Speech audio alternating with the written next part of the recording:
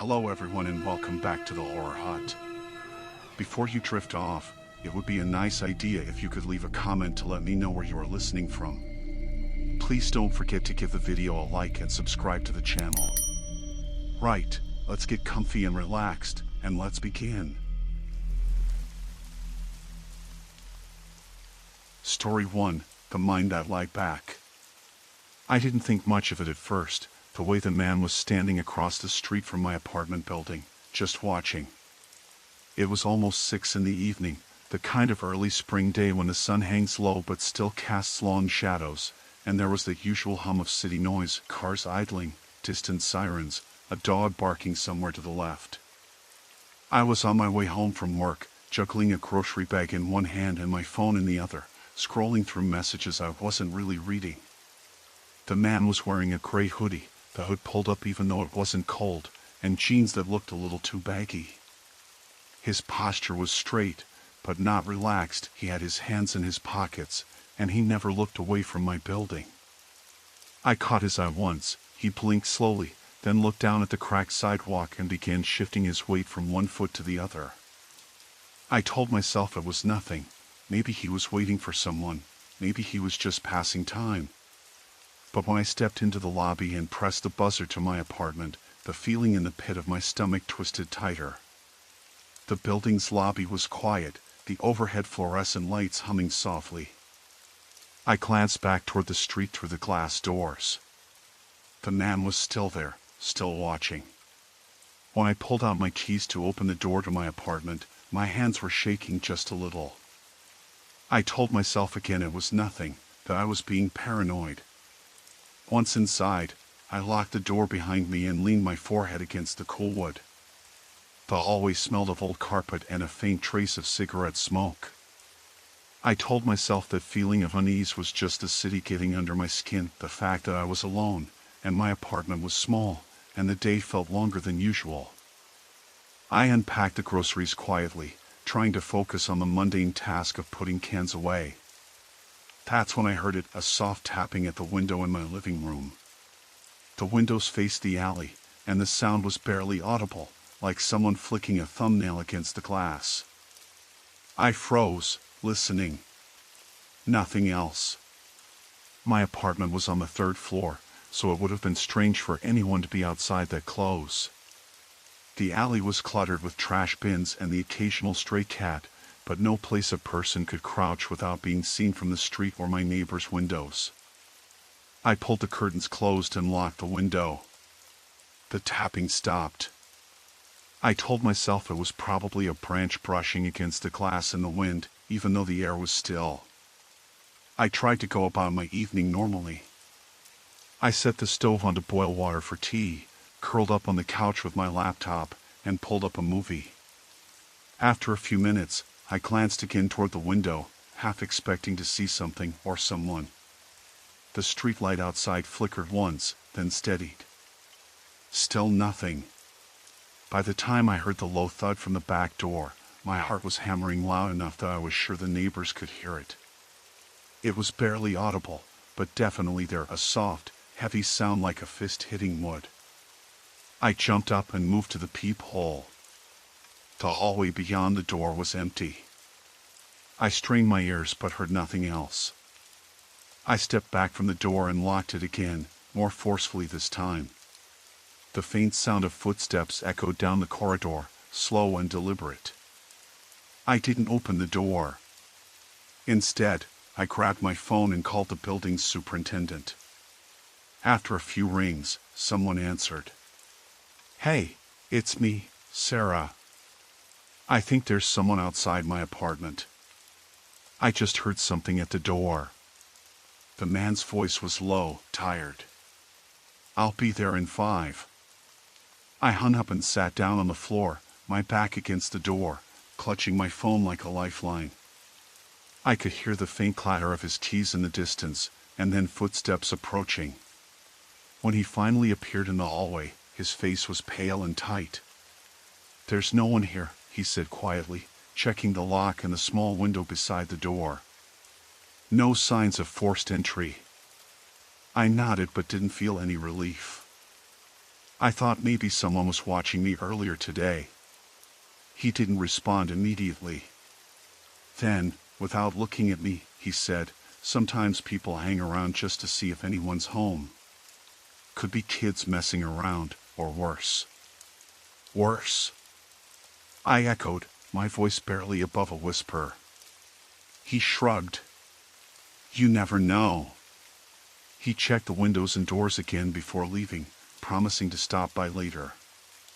I locked everything once more and sat back down, phone in hand. The apartment felt colder now, the walls closer. Later that night, I kept waking up to the sound of my phone buzzing silently on the nightstand. Each time, it was the same thing, a message from an unknown number. Just one word. "Outside." I didn't respond. The next morning, I found a small rock on my doormat, smooth and round. No note. No explanation. Just a rock. I stared at it for a long time, trying to convince myself it was random, meaningless. But the way it sat there, so deliberately placed, made my skin crawl. I reported it to the police when I left for work, but they said there was little they could do without more evidence. I was told to be vigilant, to keep my doors locked, to call if anything else happened. The officer's voice was steady but distant. That day, I kept checking behind me when I walked to the subway, my eyes flicking over the crowd, searching for the gray hoodie. He wasn't there. Yet I could feel the weight of being watched, like a shadow I couldn't outrun. By the time I got home, the sun was low again, and the man was back, standing across the street, the hood still up, hands in his pockets, watching. I never thought I'd find myself walking home at night through that part of town. The streets around my apartment were usually bright, filled with the late shift workers from the hospital or the few diners still open past midnight. But that night, I was running late, and the bus had already passed. The next one wouldn't come for almost an hour. So, against better judgment, I decided to cut through the narrow alley that ran between the auto repair shop and the old bookshop. The alley wasn't exactly the safest shortcut, everyone knew that, but it was the quickest way, and I told myself I'd be fine. It was a clear night, the air cool but not cold, with a faint breeze pushing the dull smell of diesel and exhaust around the garbage bins stacked against the brick walls. The faint hum of the city was distant, muffled by the tall buildings, and the only real noise was the uneven clatter of my boots on the cracked pavement. I'd taken that alley maybe a dozen times before, usually during daylight. Tonight, though, shadows seemed to lean heavier, gathering in the corners, and the streetlights buzzed with a weak orange glow, flickering occasionally. I tried to ignore the tightening in my chest as I walked, focusing on the steady rhythm of my steps. It wasn't unusual to feel a bit on edge here, but something felt different this time. Halfway through, I noticed a faint sound of footsteps behind me. At first, I thought it was just someone else cutting through the same way. Some people did, especially late workers or kids sneaking home from parties. I glanced over my shoulder, but the alley was empty. Maybe the person had quickened their pace or taken a different route. I told myself it was nothing. I kept walking, but the footsteps started again, slower this time, almost calculated. I stopped and listened. They stopped too. I moved forward again, and the sound resumed, a faint tapping that matched mine, but always just a beat behind. My heart picked up. I told myself to stay calm. Maybe it was just a guy walking home, no harm meant. But the uncertainty gnawed at me.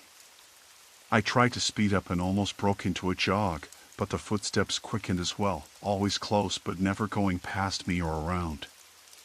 I reached the point where the alley opened onto Maple Street. The noise of cars and distant voices leaked in, and the streetlights were brighter here. I stopped, glancing back. In the dim orange haze, I thought I caught a glimpse of a figure, a man, tall and thin, wearing a dark hoodie. His head was down, shadowing his face, but I could feel the weight of his eyes on me. I swallowed hard and started across Maple Street toward my apartment. The man didn't follow at first. I felt a brief flicker of relief, but it didn't last long. When I turned the corner, moving under the porch light that lit the path to my front door, I heard the footsteps again, now closer and faster. I didn't look back. I fumbled with my keys, my hands shaking. The metal felt cold and slippery. Just as I inserted the key into the lock, I heard a voice behind me, low and rough, barely above a whisper. "Hey!" I froze so hard I thought I'd crack a rib. The voice was close now, and the air carried the sharp tang of sweat and cigarettes. "Hey, wait!" I twisted in place, half expecting to see someone else, but only the man from the alley stood there, his face obscured beneath the brim of a baseball cap. "I don't want trouble," he said, his tone eerily calm. "Just need a light." I blinked, trying to process. A cigarette? This close? My pulse thundered in my ears as I stepped back, still holding the keys like a weapon. "I don't have one," I said, voice cracking. He shrugged, took a step closer, and then stopped. There was something unsettling in the way he studied me, like he was weighing his options. I forced myself not to turn and run. Instinct screamed at me to bolt, but there was a sick curiosity too. What was he really after? "I could come inside for a second," he said, voice soft but edged with something sharper. "You look like you're alone." My fingers tightened around the key. "No," I said firmly, stepping back again. "I'm not letting anyone in." He smiled then, just slightly, but it didn't reach his eyes. "All right," he said. "Just don't forget about me." He turned and melted into the shadows, disappearing down the street.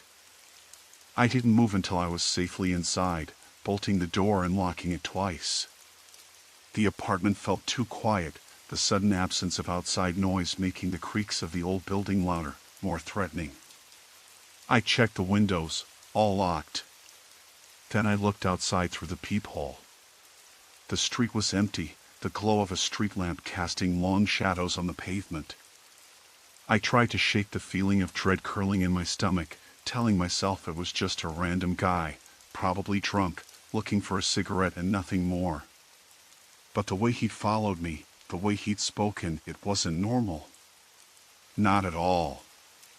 Later, as I settled onto the couch with the lights on and the TV playing loudly, I heard a faint tapping at the window. My breath caught, and I sat frozen, heart pounding, staring at the glass. Nothing was there when I looked.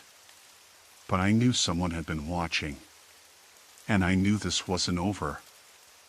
I had gotten into the habit of taking the long way home from work. The office was on the edge of downtown, and the direct route was a brisk 20-minute walk through streets that changed character every block, from busy storefronts to shadowed alleys to quiet residential rows. After the first week of strange encounters, I figured the longer route would be safer, even if it added time. The side streets were well lit and usually had at least a few people around, especially in the early evening. I told myself it was just precaution, but part of me was already on edge. That Wednesday, my shift ended close to 7:30 p.m., the sky a dull gray, thick with clouds that promised rain. I pulled my coat tighter and pushed out the office door, the cold pressing through the fabric. I decided to take my usual detour, down Maple Street, then a right onto Cedar, which led past a small park and eventually to my building. The park was normally quiet at this time, but tonight it was nearly empty except for a man sitting on a bench near the path. At first glance, he looked harmless enough, middle-aged, wearing a dark jacket and jeans. He wasn't doing anything overtly suspicious, just sitting there, staring down at his phone. But something about his posture was stiff, too focused, as if he was waiting for someone. When I passed, he didn't look up, but I caught a faint metallic glint from his fingers. Maybe a ring or a watch. I hadn't felt threatened yet, but the sight of a stranger alone in the park made me speed up. A few steps later, The first raindrops began to fall, fat and cold against my face. I pulled up my coat collar and started walking faster, head down, ears straining for footsteps behind me. The streetlights cast pools of yellow on the wet pavement, and the air smelled like rain mixed with the faint musky scent of wet leaves and asphalt. I heard it then, heavy footsteps, just behind me. My heart picked up, thudding in my chest so loudly it nearly drowned everything else out. I dared to glance over my shoulder. The man from the park was following me. I couldn't tell for how long, but he was close, and his pace matched mine. I broke into a jog. The sound of my own breath, ragged and quick, was the only thing I could focus on. The footsteps quickened too, but never quite matching my pace. It was like he was toying with me, waiting to see how I'd react. I turned sharply onto a smaller street, hoping to lose him in the maze of alleys that branched off. The street was narrower, lined with chain-link fences and piles of discarded furniture and trash bags. The rain had stopped, but the dampness clung to everything, making the ground slick and treacherous. "Hey!" I called out without thinking, my voice cracking in the cold air. There was no response. Only the echo of my own footsteps on the pavement and the steady, deliberate steps behind me. Panic bloomed in my chest. I wanted to run, but the slick surface made it risky. My mind scrambled for options.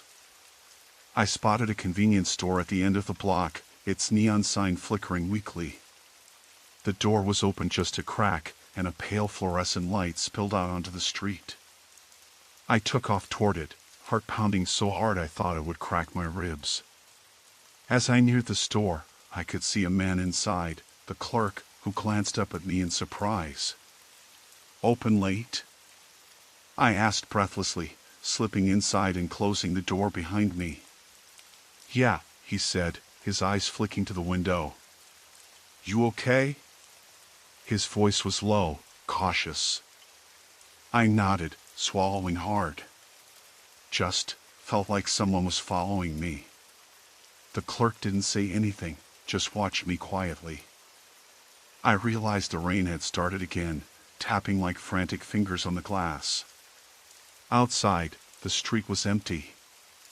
I debated calling the police, but I didn't want to seem paranoid.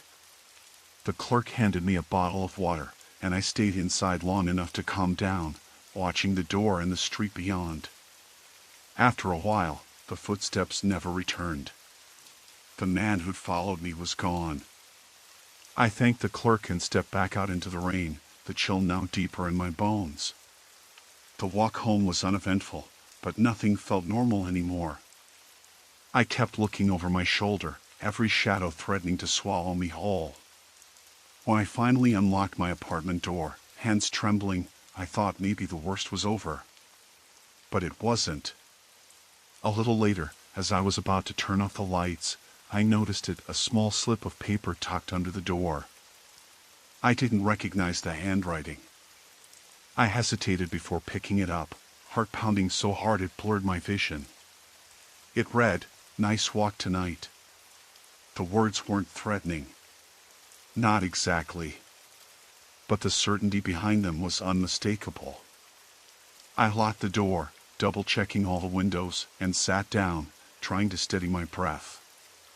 The paper was on the floor beside me, a quiet reminder that someone had been watching, waiting. Outside, the streetlights flickered and buzzed, the rain tapping out a restless rhythm on the pavement. The night had just begun. I reached for my phone, fingers trembling as I debated calling someone, anyone. But who? The silence pressed in, heavier than the storm outside. Then, a soft creak from the hallway froze me in place. Someone else was here. I had convinced myself that going for a late-night run around the neighborhood was a good idea. It was the only part of my evening that felt like it belonged to me, a sliver of normalcy after the chaos of the past few days. The streetlights flickered unevenly, casting long shadows over the cracked sidewalks. The air was colder than I expected for early September, the kind of chill that seeped into your bones if you weren't moving fast enough. I was wearing my usual gear, faded running shoes, black leggings, a loose hoodie with the hood pulled up to cover my hair. The world felt almost too quiet, as if the neighborhood was holding its breath. The route I chose was familiar. I liked the loop around the park, where the trees formed a canopy over the narrow path. It wasn't always well lit, but it was usually empty enough for me to run without distractions.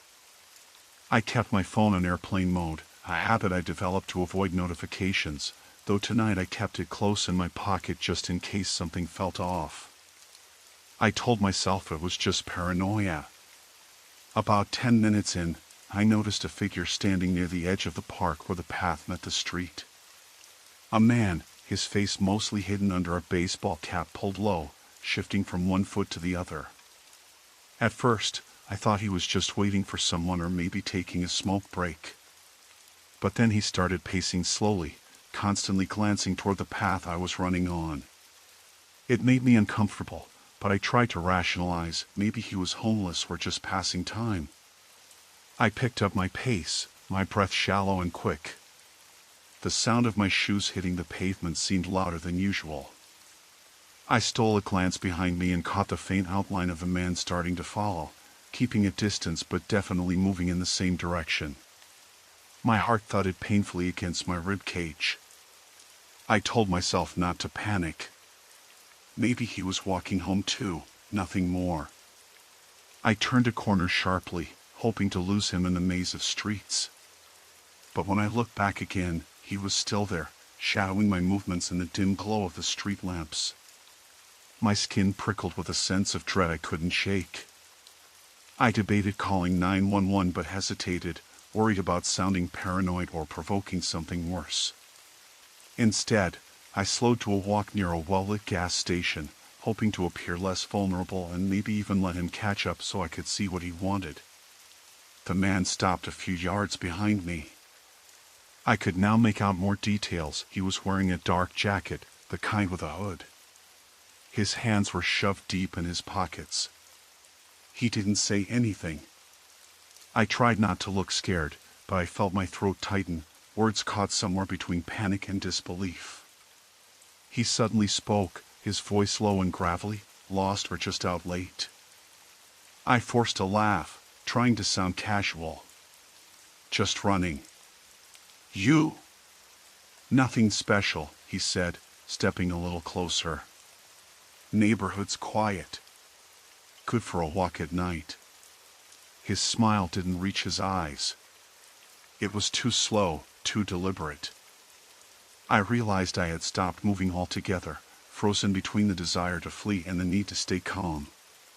"Do you live around here?" he asked. I shook my head, clutching my phone tighter. "No, just visiting a friend." He nodded, as if that explained everything, then glanced around like he was checking for someone else. "You should be careful. Not everyone's friendly around here after dark." Before I could respond, a car pulled into the gas station, its headlights briefly illuminating both of us. The man's posture shifted instantly. He relaxed, stepped back into the shadows of the nearby bushes, and disappeared from view. I waited until the car drove away before I moved, sprinting toward the gas station's entrance.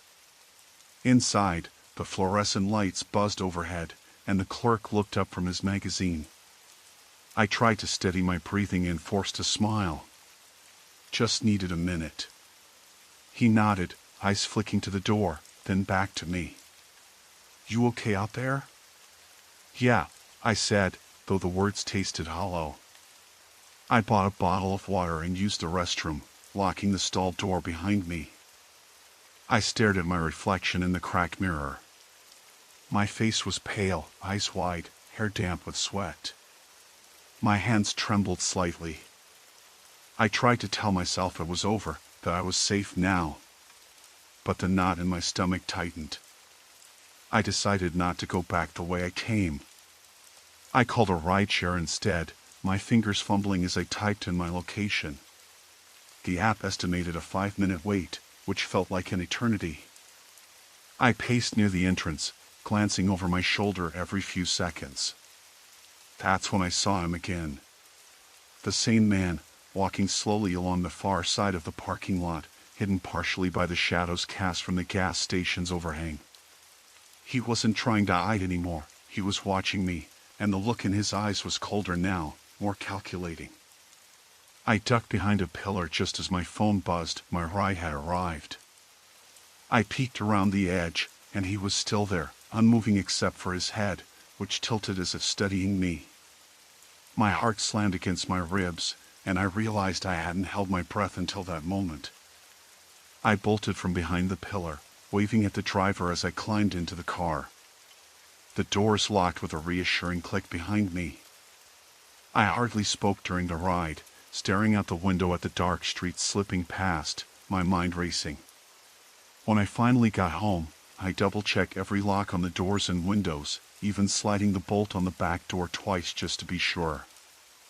I sat on the couch with the lights on and the door slightly ajar, the chain lock in place, my phone clutched in my hand.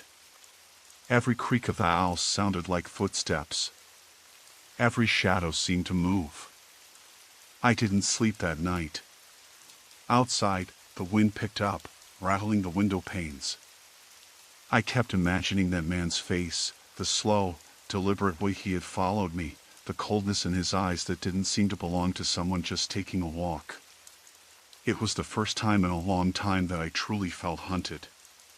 By morning, the streets outside were bright and empty again, the menace of the night retreating with the sun. But I knew it wouldn't be the last time I saw him. Something about the way he watched me wasn't about chance or coincidence. It was a warning. And I wasn't sure what he was waiting for. The late afternoon sun was dipping behind the row of townhouses across my street when I realized I'd left my wallet at the cafe.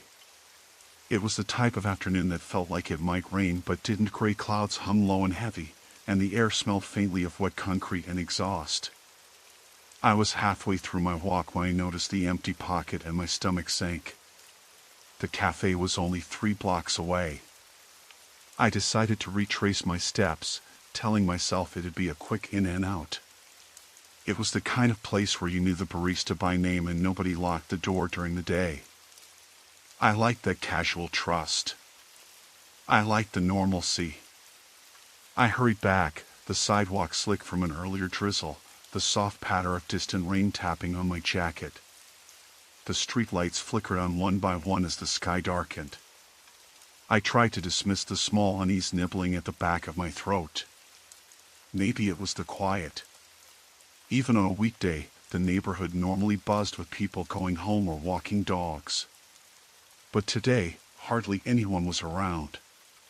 Crossing the street, I glanced toward the cafe.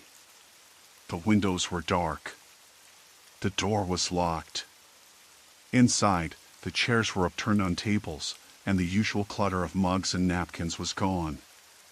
The lights were off, the place looked abandoned. That was odd. The cafe was supposed to be open until 7. I checked the time on my phone, 5:48 p.m. I tried calling the number posted on the door, but the line went straight to voicemail. A knot tightened in my chest. Maybe it had closed early for some reason. I thought about the barista's cheerful face just that morning, how she'd said something about a small plumbing problem but that it'd be fixed by the afternoon. But here was the place, dark and empty. I peered down the block. The other shops looked shut, too, but that was normal. It was a small strip, mostly boutiques and a wine store that closed at 6. I decided to head home and figure out my next step from there. As I turned to leave, a car pulled up slowly across the street, its headlights dim in the dusk. I caught a glimpse of the driver, a man wearing a gray hoodie, his face half-shadowed. The car idled with the engine humming low. I hurried across the street, trying to avoid eye contact, but he looked right at me. There was no smile, no friendly nod. Just a fixed, cold stare. My heart thudded in my chest, and I forced myself to keep walking. I told myself he was probably waiting for someone or just passing time. but his gaze stayed locked on me even as I moved 2 blocks away. I stopped beneath a street lamp that buzzed softly overhead and pulled out my phone to send a quick text. My fingers trembled just enough to make me fumble, but I managed to type a vague message to my roommate. Came back for wallet. Cafe closed. Strange car outside. The reply came almost immediately. Call me when you're inside. Simple enough. But I didn't feel any safer. I decided to cut through the small park on my way home. It was a shortcut, and I liked the fresh air even if the streetlights there were oddly spaced and cast more shadow than light. The grass was thick and wet from the earlier rain. I could hear the faint rustle of leaves and the distant hum of traffic. Nothing unusual. But then I noticed a figure sitting on one of the park benches. A man in a dark jacket, hunched forward, head down. He didn't look up as I passed by. His presence made the hairs on my arms stand up. Usually, the park was empty at this hour except for the occasional dog walker. The man's stillness felt deliberate, like he was waiting. I tried to keep my pace steady, the soles of my shoes damp against a muddy path. Halfway through, I glanced back. The man had stood up. He was following me. Not too close, but not far either. I stopped short, pretending to check my phone. The man halted a few steps behind, then veered off onto the grass, keeping pace but out of the direct path. My breathing quickened. I debated running but told myself that running would only draw attention. I kept moving, looking for the next street, the familiar street lamps, the sounds of normal life. My phone buzzed again. Another text from my roommate. Leave the park. Call me. I nodded to myself and pushed faster. The night air was thick now, and the park felt smaller, more confining. I heard footsteps behind me, uneven, heavy. My heart slammed against my ribs as I broke into a jog. Just ahead, the path opened onto a wider street lined with houses. I spotted a porch light glowing warmly, and relief flooded through me. I reached the sidewalk and glanced back once more. The man was gone. No sign of him. Maybe he'd given up. I exhaled deeply, the tension melting just enough to make my knees weak. Then I noticed a small figure across the street, half hidden behind a tree, a woman, pale in the dim light, staring at me. She was motionless, expression blank. The hairs on my neck prickled again. I crossed the street quickly, keeping my eyes on her. She turned slowly and disappeared down a side alley. I didn't stop walking until I slipped through my front door, locked it behind me, and leaned against it, heart pounding, breaths uneven. The house felt safe, normal. The familiar clutter on the kitchen counter, the worn couch in the living room. I flicked on every light, the sudden brightness sharp after the dark street. My phone buzzed again. This time it wasn't my roommate. It was an unknown number. I hesitated but answered. Did you find your wallet? The voice was calm but too close, too measured. No, I said, my voice shaking. There was a long silence, then the voice said, maybe next time, don't leave home without it. The line clicked dead. I dropped the phone onto the couch and stared at it, the weight of those words sinking in. I was now alone, and whatever was out there had been watching me all along. The lock on the door felt suddenly fragile, like a paper shield against some unseen threat. I checked the windows, sliding the latches shut, pulling the curtains tight. The shadows outside seemed to press in on the glass, waiting. I didn't sleep that night. I kept the lights on and sat with my back to the door, listening. Outside, the sound of a car engine idled for a moment, then drove off into the dark. The danger had escalated. I knew that much. And I wasn't sure the worst was over. Story 2, Mirror Image, The Replacement Within. I got out of work a little after midnight, the usual quiet hum of the city folded around me like a second skin.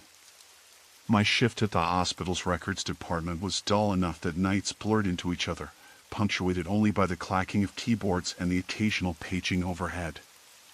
The elevator creaked as it carried me down from the 10th floor.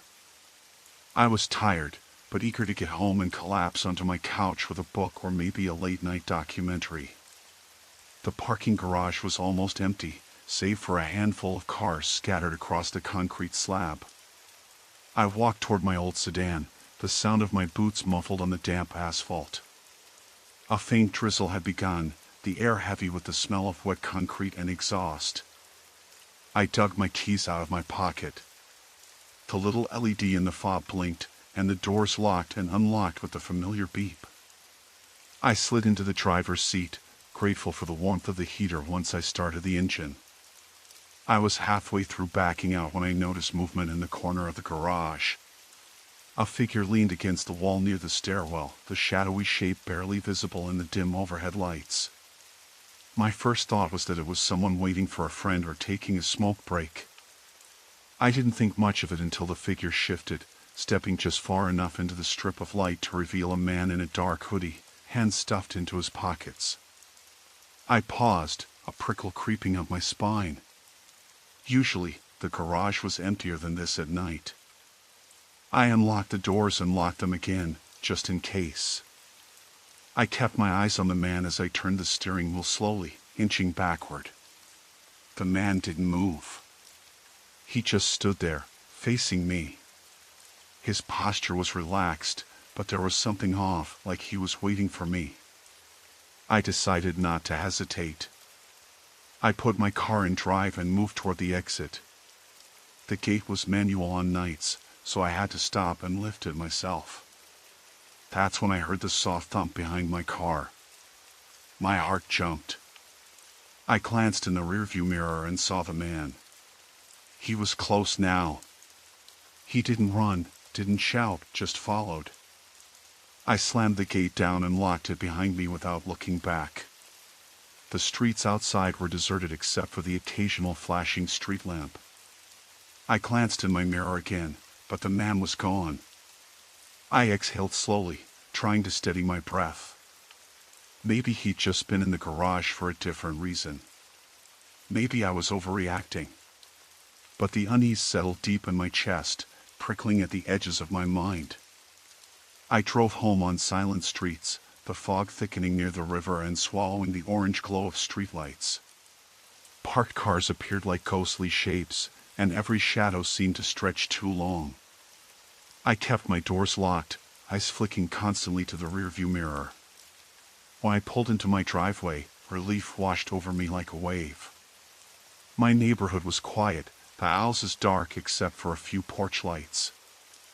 I unlocked the door and stepped inside, the familiar scent of carpet and old books welcoming me back. I double-checked every locked door, windows, even the deadbolt on the back door. The house was exactly as I left it, no signs of forced entry or disturbance. Still, I kept the lights on, moving from room to room with a small kitchen knife in my hand.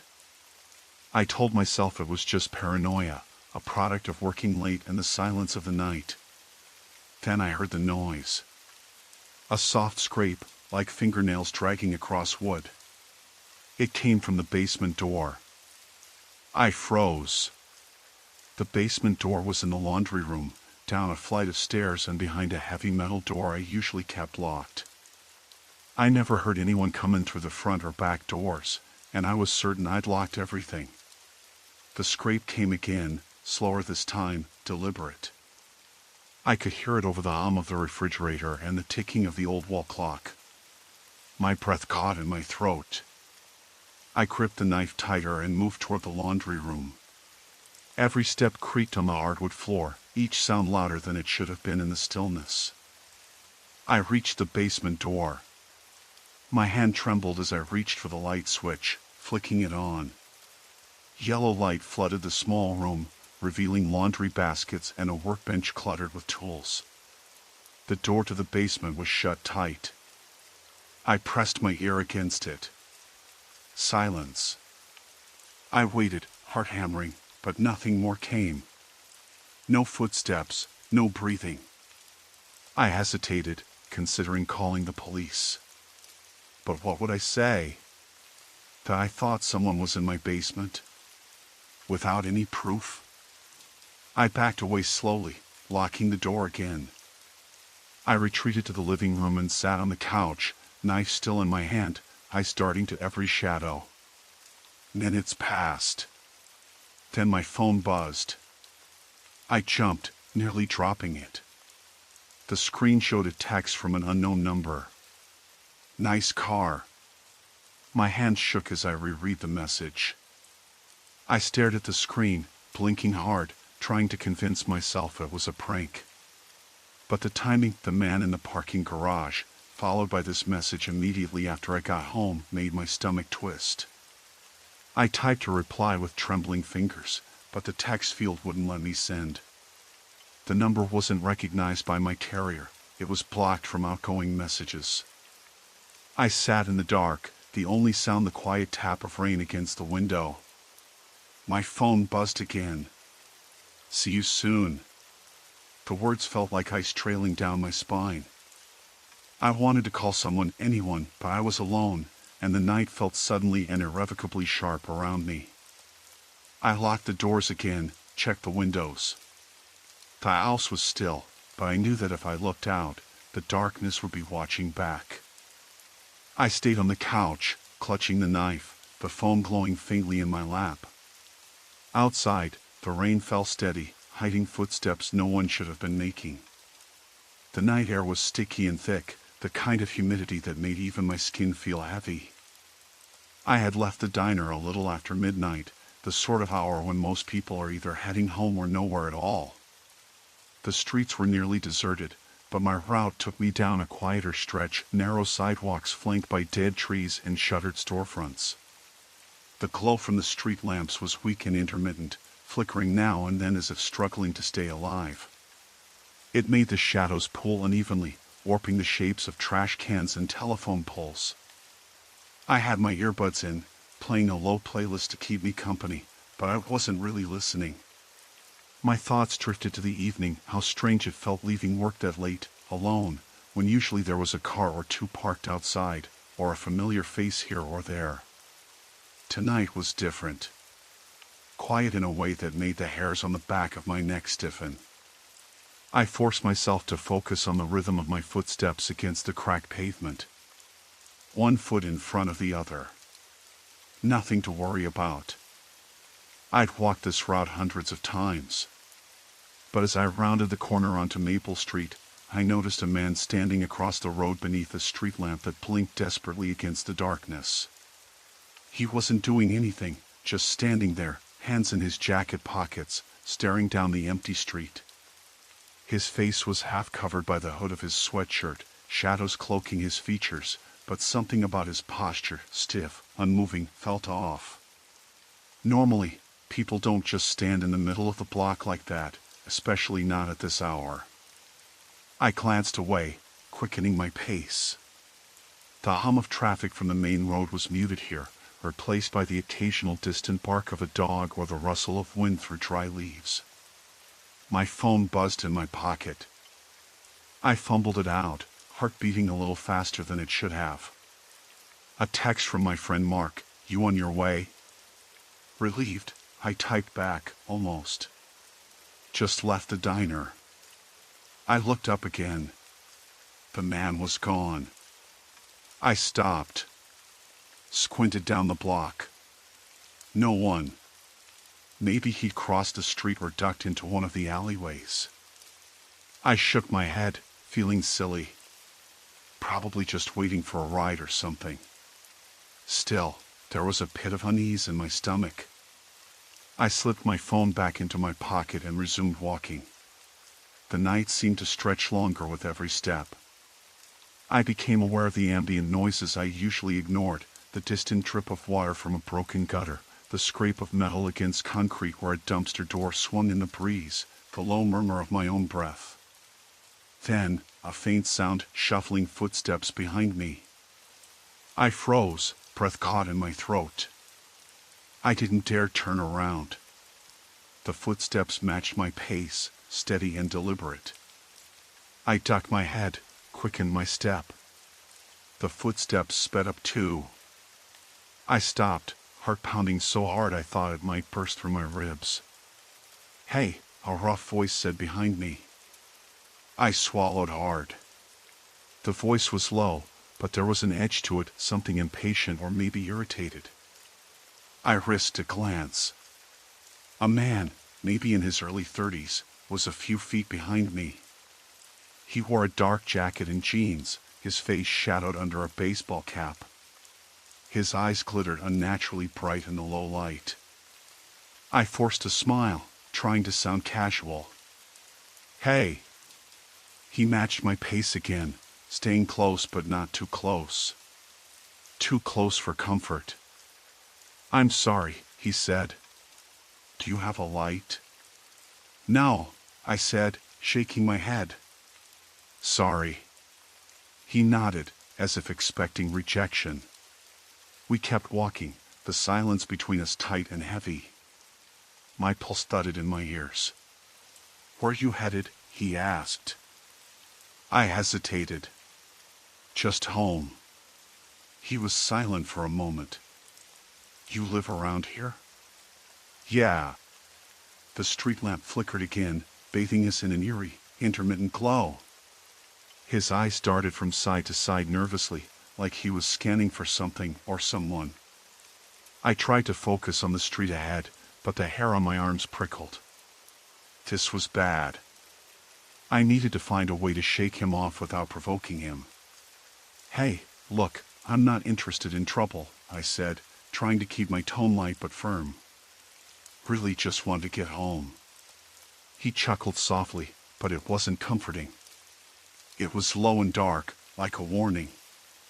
"You ever feel like someone's watching you?" he asked out of nowhere. I tried not to show how much I hated that question. "Sometimes." "Yeah. It's a funny feeling. Makes you look over your shoulder, even when there's no one there."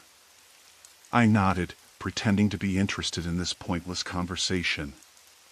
My mind was racing, searching for options. A block away, I spotted a small convenience store still open, its harsh fluorescent lights piercing the night. A few people were inside, perhaps employees restocking shelves. If I could just make it there, I'd be safe. "Hey, I'm going to grab something inside," I said, stepping toward the store entrance. He didn't move. "You don't have to do that." I glanced at him. His smile was sharp, too quick. "Yeah, well, I do," I said, trying to keep my voice steady. I made a break for the door. As I pushed it open, the warmth of the store hit me, mingling with the stark smell of cleaning supplies and cheap coffee. I turned around, waiting for him to come in behind me. But he didn't. I exhaled, leaning against the counter. A woman behind the register gave me a brief, curious look but said nothing. I grabbed a bottle of water, then forced myself to relax, though my breath still came quick and shallow. The man was gone. Maybe he had just been lost or looking for a cigarette. Maybe I'd imagined the menace in him. But then my phone buzzed again. I pulled it out, fingers trembling. A message from an unknown number. "You can't hide." My skin went cold. I looked up, scanning the store, but everyone else was busy or minding their own business. I locked my phone and stuffed it back in my pocket. The woman behind the counter smiled politely. I realized then how alone I really was, even in this small pocket of light. I paid for my water with shaky hands and pushed open the door. The street was darker than before, the man nowhere to be seen. But I knew one thing for sure, this was not over. Not by a long shot. I was halfway through my second cup of coffee when I noticed a sound. It was faint at first, like the soft scrape of shoes against pavement, but it grew closer, steady and deliberate. I looked up from the kitchen table, the mug half raised to my lips, and glanced out the window. The street was empty, gray morning light filtering through a curtain of rain. No one was there. Shrugging it off, I set the cup down and returned to my laptop, the dull hum of the screen filling the otherwise quiet room. I had been working from home for weeks now, settling into the strange routine that the city imposed upon us these days. The rain tapped against the window, a soothing backdrop. But that scraping sound, now mingled with a faint rhythmic thump, tugged at my nerves. I stood up and walked to the door, peering through the peephole. Nothing. The street was still deserted. Maybe a delivery truck had just passed by, or someone had dropped trash in the alley beside my building. I closed the door and leaned my forehead against the cool wood. It was probably nothing. Still, I felt a prickling unease crawling up my spine. The kind you get when your brain tells you to be on alert, but you can't quite place why. I made a mental note to check the locks on the doors again later and tried to shake it off. By noon, the rain had stopped, leaving the air damp and sticky. I decided to step outside for a quick walk, hoping the fresh air would clear my head after a long morning of emails and endless video calls. I grabbed my jacket and stepped into the hallway. The building was quiet. A few neighbors passed by with polite nods, their faces hidden behind masks. Outside, the light was muted, the sky a blanket of dull gray. I pulled my collar up against the chill and started down the street. The sidewalks were slick with rain, reflecting the neon signs flickering lazily from storefront windows. As I walked, I noticed a man ahead of me, maybe 50, wearing a dark hoodie even though the rain had stopped. His hands were shoved deep into his pockets, and his head bent slightly forward. I kept my distance, but something about the way he moved felt off, too slow, deliberate, like he was matching my pace without acknowledging me. I tried to slow my own steps, hoping he would pass, but he mirrored me perfectly. My heart picked up a little. I crossed the street, and he crossed right after. I looked back. He paused at the corner, glancing around as if waiting for something or someone. I felt a flicker of relief and quickened my pace toward the grocery store 2 blocks down, well-lit, crowded, normal. Inside, the hum of refrigerators and the murmur of customers felt comforting. I grabbed a basket and moved through the aisles quickly, trying to lose myself among the colors and smells. When I reached the checkout, I glanced out the front windows. The man was standing across the street, just outside a bank. He wasn't moving, just watching. His dark hoodie swallowed most of his face, but I caught the briefest glimpse of sharp eyes scanning the block. I paid for my groceries in a hurry and stepped back outside. The man was gone. I breathed easier as I walked home, but the feeling of being watched clung to me like a second skin. When I unlocked my apartment door, I paused, listening. No sounds, no footsteps, just the distant drone of traffic. That afternoon, I went about my routine, trying to focus on work, but the uneasy sensation lingered. At some point, I noticed the back door of the building ajar. I live on the 3rd floor, so it isn't unusual for the janitor to leave it open for a few minutes while moving supplies, but it was the first time I'd seen it unattended and open. I stepped outside to see if anyone was around. The alley beyond the door looked empty, but I could hear faint shuffling near the dumpster. I called out, but there was no answer. The smell was sharp, rotting food mixed with something metallic. I swallowed hard and closed the door behind me. That night, sleeping was impossible. The quiet creaks and groans of the old building seemed amplified in the dark. I kept hearing strange noises outside my window, the scrape of metal on concrete, a faint tapping that didn't match the rain. Once, I thought I saw a shadow move beneath the streetlight. I wanted to call someone, but who? The police would probably say nothing was wrong. Friends were hundreds of miles away. I felt trapped in my own home, a small island surrounded by invisible eyes. Around 2 a.m., I heard footsteps on the stairs. Slow, measured. I held my breath, frozen beneath the blanket. The door to my apartment creaked open just a crack, then closed again softly. I wanted to scream, but my voice felt stuck. I grabbed my phone, fingers trembling, dialing my landlord but hanging up before anyone picked up. I sat in the dark, waiting, listening. By dawn, the footsteps had vanished. The door was locked tight. Nothing was missing, nothing disturbed. But I knew it wasn't over. The man from the street, the open back door, the noises outside my window, someone was watching. Someone had been inside. I didn't sleep again that morning, staring out at the gray light creeping through the blinds, waiting for the next sound, the next move. It was only the beginning. That night, I was alone in the apartment for the first time since the incident. The old clock on the wall ticked loudly, a steady rhythm that felt like it was counting down to something. I had closed every curtain and locked every door and window, triple-checking the deadbolt before I even set down my keys. It was the kind of nervous ritual I hadn't needed to perform before, but now it was unavoidable. I tried to keep myself busy, flipping through a magazine and sipping on a lukewarm coffee, but my eyes kept darting to the window. The street outside was dimly lit by uneven pools of yellow light from aging street lamps. A few cars passed by, their headlights briefly swallowing everything in a harsh glare before the darkness returned. The hum of distant traffic and the occasional bark of a dog were the only sounds breaking the silence.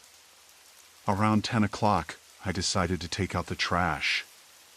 The smell in the kitchen had started to settle into something sour, my nerves or the coffee grounds, I wasn't sure.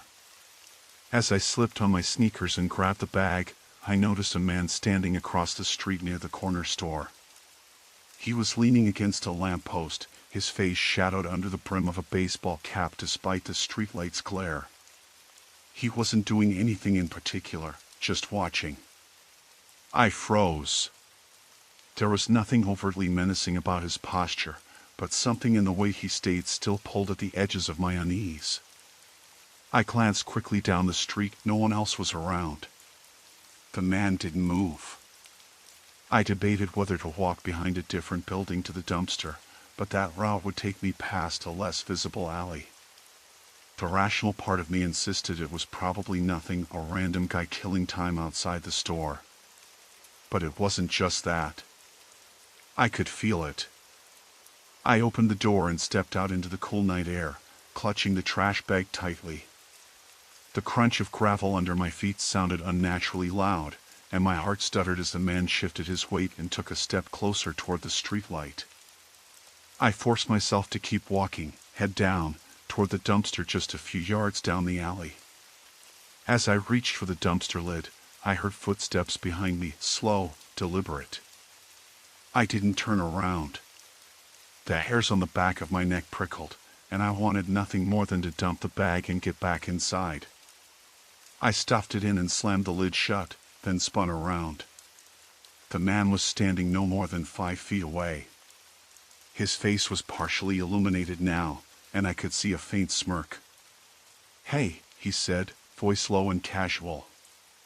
"You live around here?" I swallowed hard, my throat dry. "Yeah. Just taking out the trash." He nodded, and for a moment, I thought it might end there.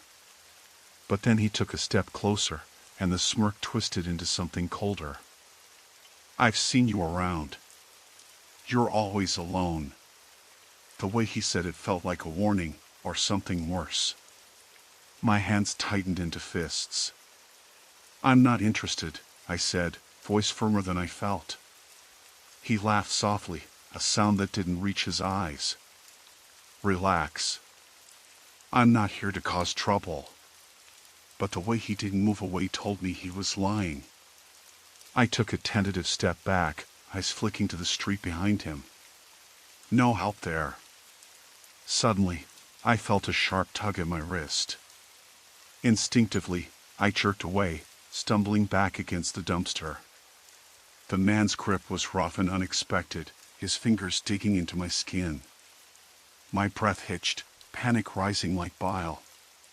"Let go!" I hissed. He released me as if deciding this wasn't worth the fight. You don't have to be afraid, he said slowly. I'm not going to hurt you. Not yet. The words were a twisted kind of promise, and I didn't want to be anywhere near him anymore. I sprinted back to the apartment, fumbling with my keys and nearly dropping them as I slammed the door shut behind me. I locked every bolt and chain, breathing hard and drenched in cold sweat. Through the peephole, I could see his shadow lingering on the opposite side of the street. He hadn't left. I sat on the floor, my back against the door, and tried to steady my breathing. The phone was in the living room, just out of reach, and I debated calling the police. But what exactly would I say? A man was outside watching me? Would they even come this late? Would it just make things worse? I thought about the windows. I hadn't closed the blinds in the bathroom earlier, and the light from inside spilled out onto the street. Maybe he had been watching me through those. My stomach knotted. I grabbed the blinds and yanked them shut, the slats clicking sharply in the silence. Then came the sound of my phone buzzing on the counter. I risked a glance, heart pounding so hard I was sure it would burst through my ribs. The screen lit up with a message from an unknown number. Why'd you run? I dropped the phone like it burned me and scrambled to the front door, checking the locks again. The message felt like a line drawn in the sand. He was close enough to know when I left, close enough to see me hesitate. I didn't sleep that night. Every creak and groan in the building made me flinch. My eyes kept darting to the windows, even though I knew I wouldn't look outside. I sat in the dark with the phone on silent beside me, staring at the black screen and wondering how long this would last. How long before the fear outside my door became more than just waiting. At dawn, the streets were empty and quiet. The man was gone, or at least, there was no sign of him. The relief was immediate and crushing in its weight. But I knew it was only temporary. He was still out there, somewhere, and the message on my phone was a reminder I couldn't ignore. I didn't tell anyone what happened. Not yet. I wasn't sure I could, or if it would even help. Instead, I spent the morning pulling the curtains tighter, locking the door again, and planning what to do if he came back. Because I knew he would. The sky had already darkened by the time I left the coffee shop, though it wasn't yet fully night. I'd worked late, the hum of the place dulling my thoughts even as I tried to concentrate. I told myself I was just being paranoid when I noticed a man sitting at a corner table, glancing up every few minutes. He had a dark jacket pulled tight around his neck, and his eyes were hard to read in the low light. I brushed it off as one of those quiet regulars, the kind who like to disappear into the background. Now, as I locked the door behind me and stepped onto the cracked sidewalk, I felt the first prickles of unease. The street was nearly empty, save for a delivery truck idling a block away and a couple of distant headlights cutting across the intersection. The chill of early autumn settled in my bones as I headed toward the bus stop, 2 blocks down. I kept my jacket zipped up and my head down, but I couldn't shake the feeling that someone was watching me. The scuff of footsteps echoed behind me, uneven, deliberate. I quickened my pace, the sound matching mine almost exactly, steady and unyielding. I dared a glance over my shoulder. A man, probably in his late 30s, clean-shaven but with an odd twitch in his jaw, was keeping a steady distance. He wasn't carrying anything, at least nothing visible, but his eyes were fixed on me with an intensity that made my throat tighten. I turned onto the next street, hoping to lose him in the maze of alleys and side roads. The streetlights flickered sporadically, casting long, jittery shadows that made the world feel unsteady, like I was on the edge of something fragile. My phone was in my pocket, but I hesitated to pull it out. If he was watching, he would definitely notice. I tried to stay calm. This wasn't a movie, not a thriller, just an unsettling coincidence. People followed others on a city street all the time, For all kinds of reasons: wrong place, wrong time, simple curiosity. I reminded myself that I had no real proof, no immediate threat, just a gnawing sensation in the pit of my stomach. The bus stop came into view, a small shelter with peeling paint and a flickering fluorescent light. I slipped inside, scanning the street. The man was still there, but now he stopped a few yards back, standing beneath a street lamp that buzzed faintly. His hands were in his pockets. I heard him mutter something, maybe to himself, too low for me to catch. I pulled out my phone and fumbled to unlock it, hands trembling. I was about to call the bus when I noticed his gaze drop to the screen. His eyes sharpened. He took a step forward, slow but deliberate. I swallowed hard and looked around. The street was desolate. The delivery truck had left, headlights vanishing into the distance. The only other sound was the low hum of the street lamp overhead and the distant wail of a siren somewhere else in the city. I fumbled the phone back into my pocket and stood up, trying to seem casual. I didn't want him to know I was scared, but the tight knot in my chest betrayed me. The man's expression didn't change, but there was something cold and calculating in the way he watched me. The bus was late. Minutes stretched and the chill deepened. I could feel the man inching closer, the space between us shrinking with each passing second. I debated leaving the shelter, moving down the block to wait somewhere else, but the idea of turning my back was worse. Finally, the headlights of the bus appeared, cutting through the darkness like a beacon.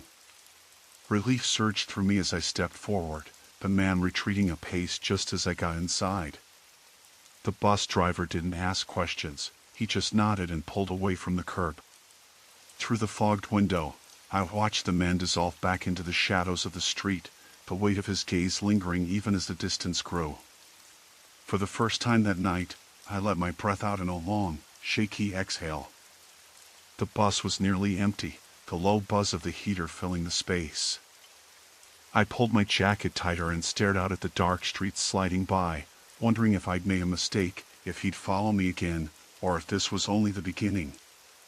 The city felt colder now, not because of the weather, but because of the invisible eyes that watched in the dark, waiting for the right moment to close the distance.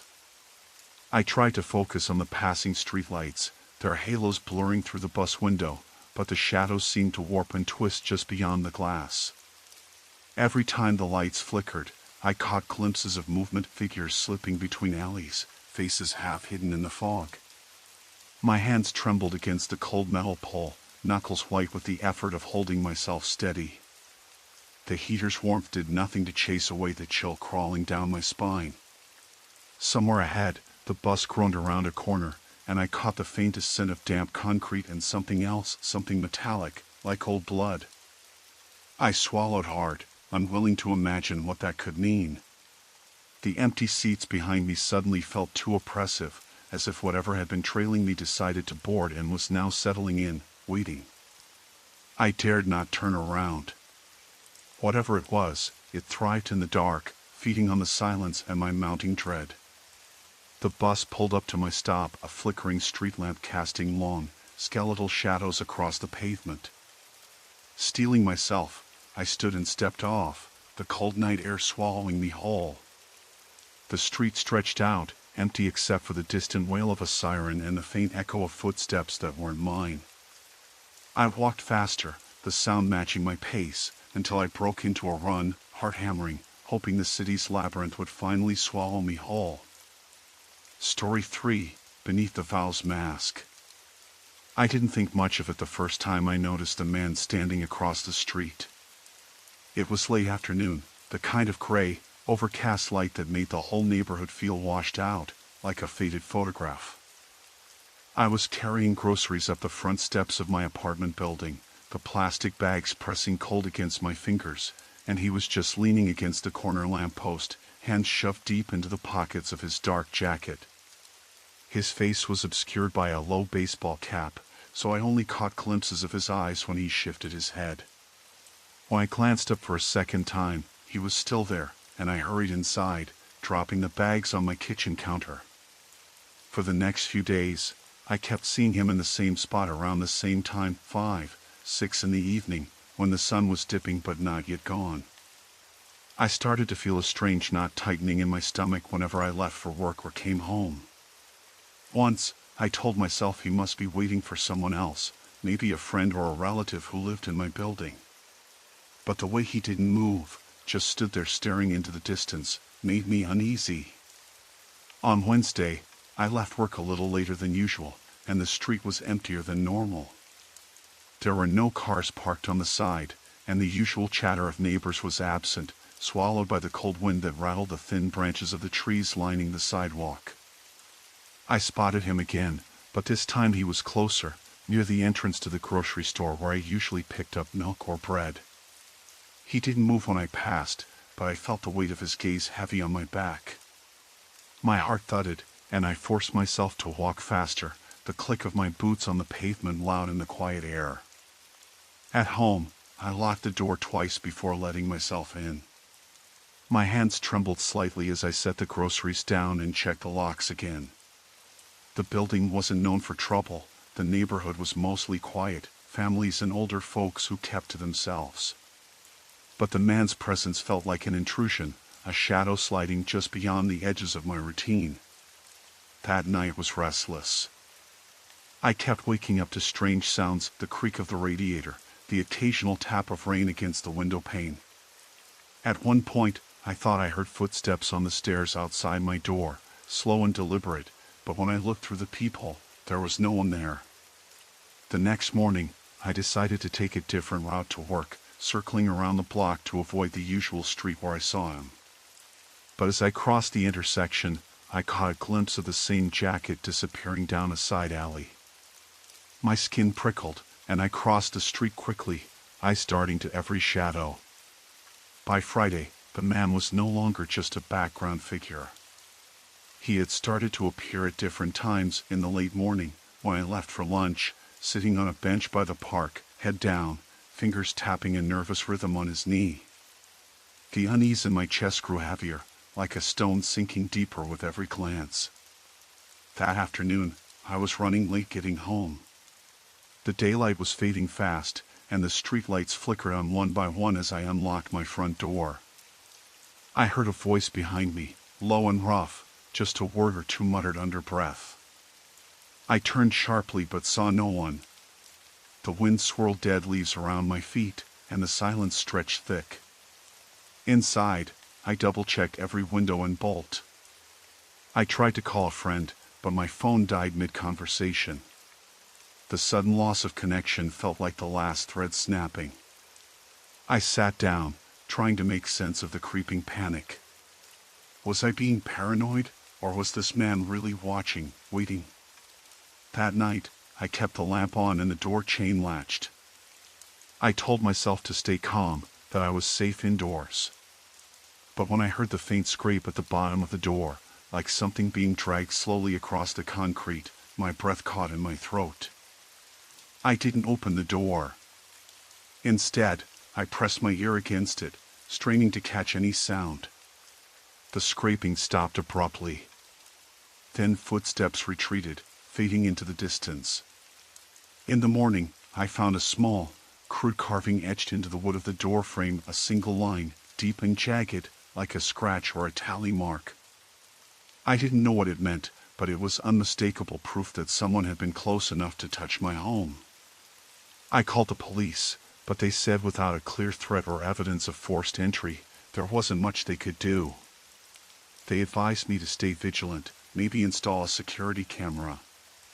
But even as I nodded, agreeing, I felt the weight of helplessness settle like a thick fog. That afternoon, I bought a cheap camera and set it up near the front door. Hours passed without incident, and I started to breathe a little easier.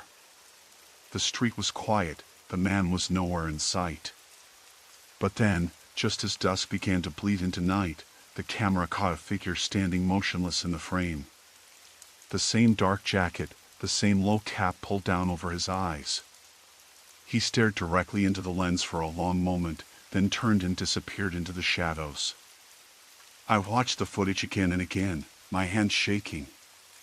It was no longer just a man on the street. It was someone who knew where I lived, who wanted me to know he was there. I didn't sleep that night. I sat by the window, watching the street, waiting for the first sign that the quiet was about to break. The drive back from the grocery store should have been no more than 20 minutes, but by the time I pulled into the driveway, the sun had dipped below the horizon, and a heavy dusk had settled over the neighborhood. I didn't think much of it at the time, just a routine errand, picking up dinner for the week. The roads were slick from the earlier rain, and the streetlights flickered as I passed beneath them.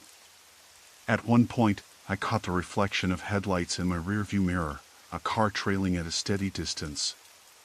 Not close enough to be tailgating, but close enough to feel like it had noticed me. I brushed it off. Maybe it was someone from the grocery store, or just another commuter. The neighborhood was quiet as usual. Kids' bikes lay abandoned on front lawns, and the occasional dog barked somewhere down the block.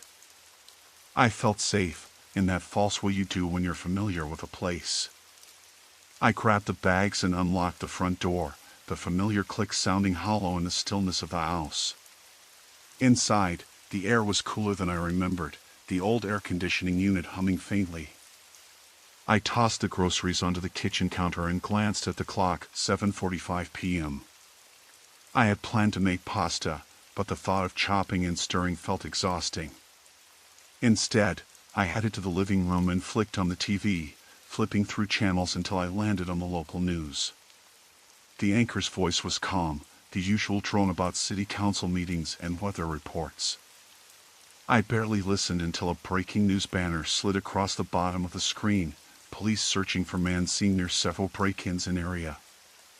I paused, my stomach tightening. The report said the incidents had been happening over the past 2 weeks, homes broken into during the early evening hours, mostly in neighborhoods adjacent to mine. The description of the suspect was vague, a man, mid-30s, medium build, usually wearing a dark hoodie. The police urged residents to lock doors and report any suspicious activity. I felt my gaze drift to the window beside the couch. The street outside looked empty except for the occasional flicker of a shadow beneath the street lamp. I told myself it was nothing. I'd locked the doors when I left, hadn't I? I decided to check anyway. I stood and moved to the front door, the floor creaking softly underfoot. I tested the lock, and it was secure. Then I peered through the peephole. The street was deserted, the only movement the gentle sway of branches in the breeze. I exhaled, feeling foolish. Back inside, I sat down, but the unease persisted. I kept hearing the faint sound of a car engine, starting and stopping down the block, then silence. It was probably just someone leaving their driveway, but the timing felt off. My phone buzzed on the table. A text from my friend Lisa. "Did you see the news? Stay safe tonight." I typed back, trying to sound casual. "Yeah, just saw it. All locked up." No reply. I glanced out the window again. A figure crossed the street quickly, too fast to make out details, disappearing behind a tree. I blinked, wondering if my eyes were playing tricks. The streetlight above flickered again. I told myself to call Lisa and check in, but my fingers hesitated. Instead, I grabbed a kitchen knife from the block. It wasn't much, but it was something. I put it on the coffee table within reach and sat back down. The room felt colder now. The shadows seemed to lengthen, stretching across the walls. Every creak of the house, the pipes, the settling wood felt amplified. I kept imagining someone just outside, watching, waiting. At some point, I heard a faint tapping at the back window. My heart jumped into my throat. I froze, eyes glued to the spot. The tapping came again, slow and deliberate. I flicked on the porch light, expecting to see a branch or a stray animal, but the yard was empty. I grabbed my phone and dialed 911, whispering to the dispatcher about the tapping and the news report. They told me to stay inside and lock all doors and windows. I did, going from room to room, double-checking every lock and latch. As I returned to the living room, a sudden pounding came from the front door. Hard, insistent. I stumbled backward, nearly dropping the phone. Who could be here? I called out, voice shaking, but no answer. The pounding stopped as suddenly as it started. I stayed on the phone with dispatch, explaining what was happening. They said officers were on their way, but it might take some time. I sat in the darkened room, the knife still in reach, and listened. The night stretched out, empty except for distant sirens and the occasional rustle of wind. Eventually, the pounding returned, this time at the back door, and I screamed, dropping the phone and darting toward the hallway. The lights flickered and then went out completely. I was plunged into darkness, the only sound my ragged breathing and the faint, unmistakable scraping at the door. I couldn't tell if the police were near. My phone lay dead on the floor, the screen cracked from the fall. I hugged the knife tight, surrendering to the terror that had settled in every inch of my body. Minutes later, or maybe hours, I couldn't tell, the sound stopped. The power returned, the normal hum of electricity filling the room. I didn't move. I didn't breathe. I just waited, trapped inside my own home, knowing that whatever had been out there had not given up. And neither could I. I left the cafe around 8:15 p.m., the night air cooler than I expected for early May. The sun had just slipped below the horizon, and the streetlights flickered on one by one, casting long, wavering shadows across the cracked sidewalks. I was heading home after my late shift at the bookstore, the one I had taken to fill the gap between applying for other jobs. It wasn't much, but it helped keep the rent paid. The neighborhood felt quiet, too quiet, but I told myself it was just that uneasy feeling I'd been carrying all day, the product of too many nervous glances over my shoulder. I pulled my jacket tighter around me and started walking toward the bus stop a few blocks away. The route was familiar, 2 blocks down, a left at the corner store, then straight until the 3rd stop sign, where I'd cross and catch the 42 bus heading uptown. It was a 20-minute walk, usually uneventful. But tonight, as I passed the row of shuttered shops, I noticed a man standing in the shadows under the awning of the closed barber shop. He was wearing a dark hoodie, hands stuffed deep into his pockets, and his head was tilted slightly forward as if he were watching something or someone. I didn't think much of it at first, just told myself he was probably waiting for a ride or a friend. I kept walking, my footsteps echoing a little too loudly against the empty street. When I glanced back, he was still there, unmoving. I felt my pulse quicken and picked up my pace. The distant hum of traffic from the main road didn't ease the growing tightness in my chest. At the corner store, the flickering neon sign sputtered as I crossed the street, and I pulled out my phone to check the bus schedule. No service alerts, the next bus was due in 10 minutes. I looked up and saw the man again, but this time he was a block behind me, strolling at a steady pace that matched mine. My skin prickled. I ducked into the store to buy a bottle of water, hoping to lose him in the aisles, but when I emerged, he was gone. Relief washed over me like a wave, but it didn't last. I had only taken a few steps when I heard footsteps again, soft, deliberate, following just behind. I stopped and turned suddenly. No one. I waited, the street now eerily silent aside from the occasional rustle of wind pushing loose paper along the curb. I forced myself to keep moving, faster this time, eyes darting from shadow to shadow, heart pounding so loud it felt like it might burst out of my chest. I reached the bus stop early, and a small group of people were huddled around the bench, mostly heads buried in their phones. I took a seat at one end, trying to steady my breathing. The man wasn't among them, but I couldn't shake the feeling he was nearby. I kept scanning the street through the dim glow of the street lamp, every figure twisting into a potential threat. When the bus finally arrived, I was the first to board, sliding into a seat near the rear window. The bus was nearly empty, just 2 other passengers in front. As we moved through the darkening city, I watched the houses and storefronts blur past, the occasional flicker of movement inside windows reminding me I was alone on the bus, heading into a neighborhood I barely knew. About 5 stops in, the bus slowed abruptly. I peered out the window and caught sight of a man from the street, standing near a lamppost. He didn't move as the bus rolled by, just stared directly at me. I tried to tell myself it was coincidence, that he just happened to be there, but his intent gaze burned into me, cold and unblinking. I swallowed hard and looked away, focusing on the fading cityscape. The bus emptied as it approached my stop. I was the last to get off, and I hurried toward the dimly lit street, the water bottle now a heavy weight in my hand. I glanced back and saw the man again, walking on the opposite side of the street. I crossed quickly, then doubled back toward my apartment, the building a block further. My breath came out in short, sharp bursts. Every shadow seemed to stretch and lean in my direction. Just before I reached the apartment entrance, I heard footsteps behind me, fast and pounding.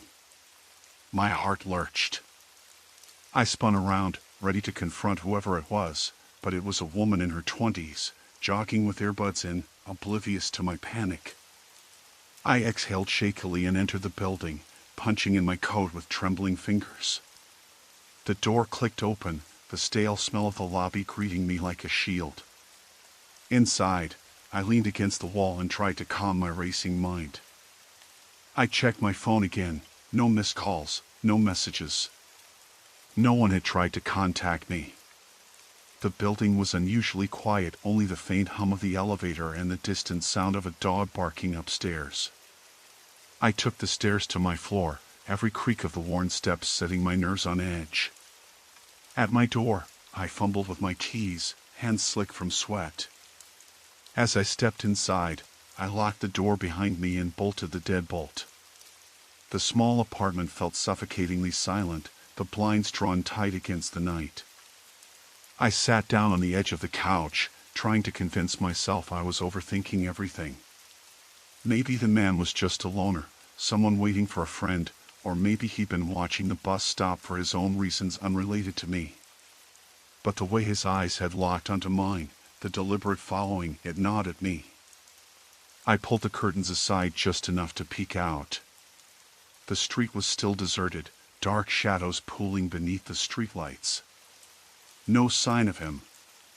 I wanted to tell myself this was the end of it, that I was safe now. But deep down, a knot of dread twisted in my stomach. I was sure he'd be back. I found my phone and called Jamie, my closest friend. After a few rings, she picked up. "Hey, you okay?" she asked, concern threading her voice. "Not really," I admitted. "I think someone's been following me." There was a pause on the other end, then Jamie said, "Do you want me to come over?" I hesitated. Part of me wanted to say yes, to have someone here, but I didn't want to drag her into this mess. Maybe in a little while. I'm going to try to get some rest. "Okay, but text me if anything feels off, okay?" "Promise." I hung up and sat in the dark, listening. The quiet was oppressive. Every creak of the building, every distant car door slam felt amplified. I kept the front door locked and the blinds just barely parted, watching, waiting, the feeling of being hunted settling deeper into my bones. Outside, the streetlights buzzed faintly overhead. Somewhere down the block, a loose trash can rattled against the curb. And somewhere, I was sure, the man was watching. The evening started like any other Thursday. I was back home from work earlier than usual and decided to take the dog, Max, for a walk around the neighborhood. The sky was dimming, a dusky gray turning to navy, and the streetlights flickered on one by one. That part of town was usually quiet this time, kids off the streets, most neighbors indoors. The air was crisp, slightly biting, and I pulled my jacket tighter around myself as I clipped the leash to Max's collar. We left the house and turned left onto the cracked sidewalk that ran past the row of rickety mailboxes. Max sniffed eagerly at a pile of drying leaves, sending a small cloud of dust and debris swirling up in the fading light. I kept my eyes peeled for the usual dogs or joggers, but the street was empty except for the occasional car humming far off on the main road. I liked that solitude. It felt safe. Familiar. As we reached the corner where the street curved toward the creek, I noticed a man standing across the road, near a lamppost that was just beginning to sputter. He was wearing a dark hoodie, the hood pulled tight over his head so I couldn't see his face clearly, but his posture was tense, rigid almost. He didn't move as I passed by, just stood there, gazing in my direction. Max crawled low in his throat, tugging slightly at the leash. I glanced at the man and tried to shake the feeling of unease creeping up my spine. "Hey," I called out, hoping to break whatever silence had settled. "You okay?" No response. I slowed down. The man shifted his weight, then took a step forward. Not toward me, but down the sidewalk, keeping pace with me from a distance. My heart picked up. I quickened my pace. So did he. I didn't want to panic. Maybe he was just someone out for a walk, or lost. But the way he matched my steps and kept his head down made me want to turn around. I glanced over my shoulder. The street behind was empty, not a soul in sight. The streetlights flickered erratically, and I caught a glimpse of his face beneath the shadow of the hood, pale, expressionless. His eyes met mine for a brief second, and I saw something unreadable there. No friendliness, no recognition, just emptiness. Max pulled harder at the leash, his low growl growing louder. Suddenly, the man stopped and moved to the side of the street, stepping into the shadows behind a parked car. I swallowed hard and kept walking, trying not to show how rattled I was. We passed the corner where the road turned toward the creek. The scent of damp earth and rotting wood filled the air. Up ahead, the streetlights ended, replaced by a cluster of tall pines that marked the edge of the woods. Beyond them, the creek flowed quietly, the water glinting faintly in the moonlight that was now emerging from behind the clouds. I decided to cut the walk short and head back home. When I turned to retrace my steps, I saw the man again, this time standing by the mailbox at the corner, still under the dim glow of the flickering lamppost. He was watching me, arms crossed over his chest. A cold knot settled in my stomach. I told Max to heel and started walking briskly towards him. The street was silent except for the click-clack of my boots on the cracked pavement and Max's paws padding close beside me. The man didn't move as I approached, just kept staring. As I passed, I caught a faint whiff of something metallic like rust or dried blood, but I wasn't sure if it was him or just the smell of old leaves and dirt mixed with the lingering dampness. I didn't look back until I was halfway down the block. The street was empty again. Back at home, I locked the door behind me and checked the windows, making sure everything was secured. Max sniffed at the doorframe, still uneasy. I sat down on the couch and tried to calm my racing heart, but my mind replayed the image of that man, the way he followed me, his expressionless face, the eerie stillness in his movements. I tried to tell myself it was nothing. Maybe some guy out for a late walk, maybe someone struggling with something, maybe someone who didn't mean any harm. But even as I told myself this, I knew that feeling of being watched wasn't going to fade. Later, when I went to check the front porch to bring in the mail, I found a small, folded piece of paper tucked under the doormat. My hands trembled as I unfolded it. It read, in messy, uneven handwriting, "I see you." The words were smudged, as if written hastily or with a shaking hand. I dropped the note and stepped back, staring at the dark street beyond the porch light's yellow glow. Somewhere out there, he was still watching. My breath caught in my throat as a cold wind swept past, carrying faint whispers that seemed to crawl beneath the porch light.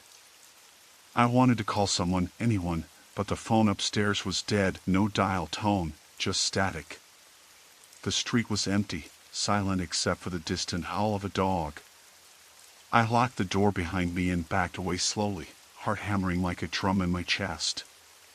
The feeling of ice drilling into me didn't lessen. If anything, it grew sharper, closer. I wasn't alone. Not by a long shot. A shadow shifted near the edge of the yard, too tall to be human, its shape warping like smoke in the moonlight. The night I decided to walk home from the late shift, the streetlights flickered unevenly along the cracked sidewalk, casting spots of dim yellow that barely reached the edges of the road. It was just a little after midnight, and the air was heavier than usual. The clouds had thickened, blotting out the stars, leaving the sky a bruised shade of purple-gray. I'd always preferred walking home when I could. It gave me time to think, to unwind after 12 hours in the fluorescent hum of the hospital. But that night, something felt off from the start. The walk should have been straightforward.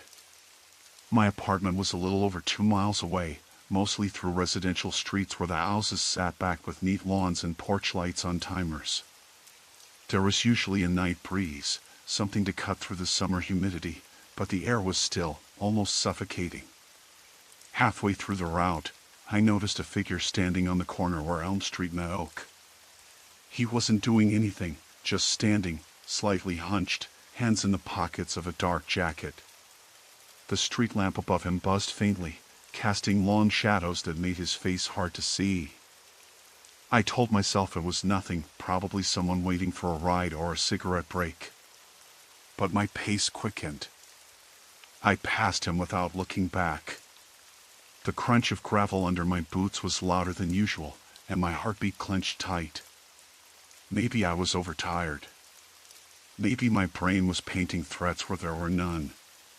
Still, the feeling of being watched crept under my skin. 10 minutes later, turning onto Maple Avenue, I thought I heard footsteps behind me. Not the steady rhythm of a casual walker matching my pace, but irregular, stopping and starting, then quiet again. I stopped, pretending to fiddle with my phone, glancing over my shoulder. The street was empty except for a parked sedan a few houses down. The street lamp nearest me flickered and went out. The sudden dark patch made me jump. I told myself to breathe. I told myself it was probably an animal or the wind. But when I started walking again, the footsteps resumed, just behind me, quickening when I did. My chest tightened with each step. I broke into a jog, pulling my phone from my pocket to call someone, anyone. The signal was weak, the screen stuttering between bars. My fingers fumbled with the buttons, and when finally the call connected, a voice on the other end, my sister, answered groggily.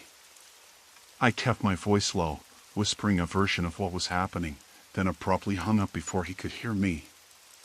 I ducked into a small park, hoping the playground's bright lights or the occasional car would offer some protection. The swing set creaked in the breeze, or was it? The air was colder here, cooler against my sweat-damp skin. A figure moved near the edge of the park, between two trees, just out of clear sight. I couldn't tell if it was the same man or someone else. I tried calling 911, but the call dropped before I could explain. The panic was rising, tightening my throat. I felt trapped between the dark streets and the shadowed park, nowhere to hide that wouldn't look suspicious or dangerous. My eyes darted between the street and the trees.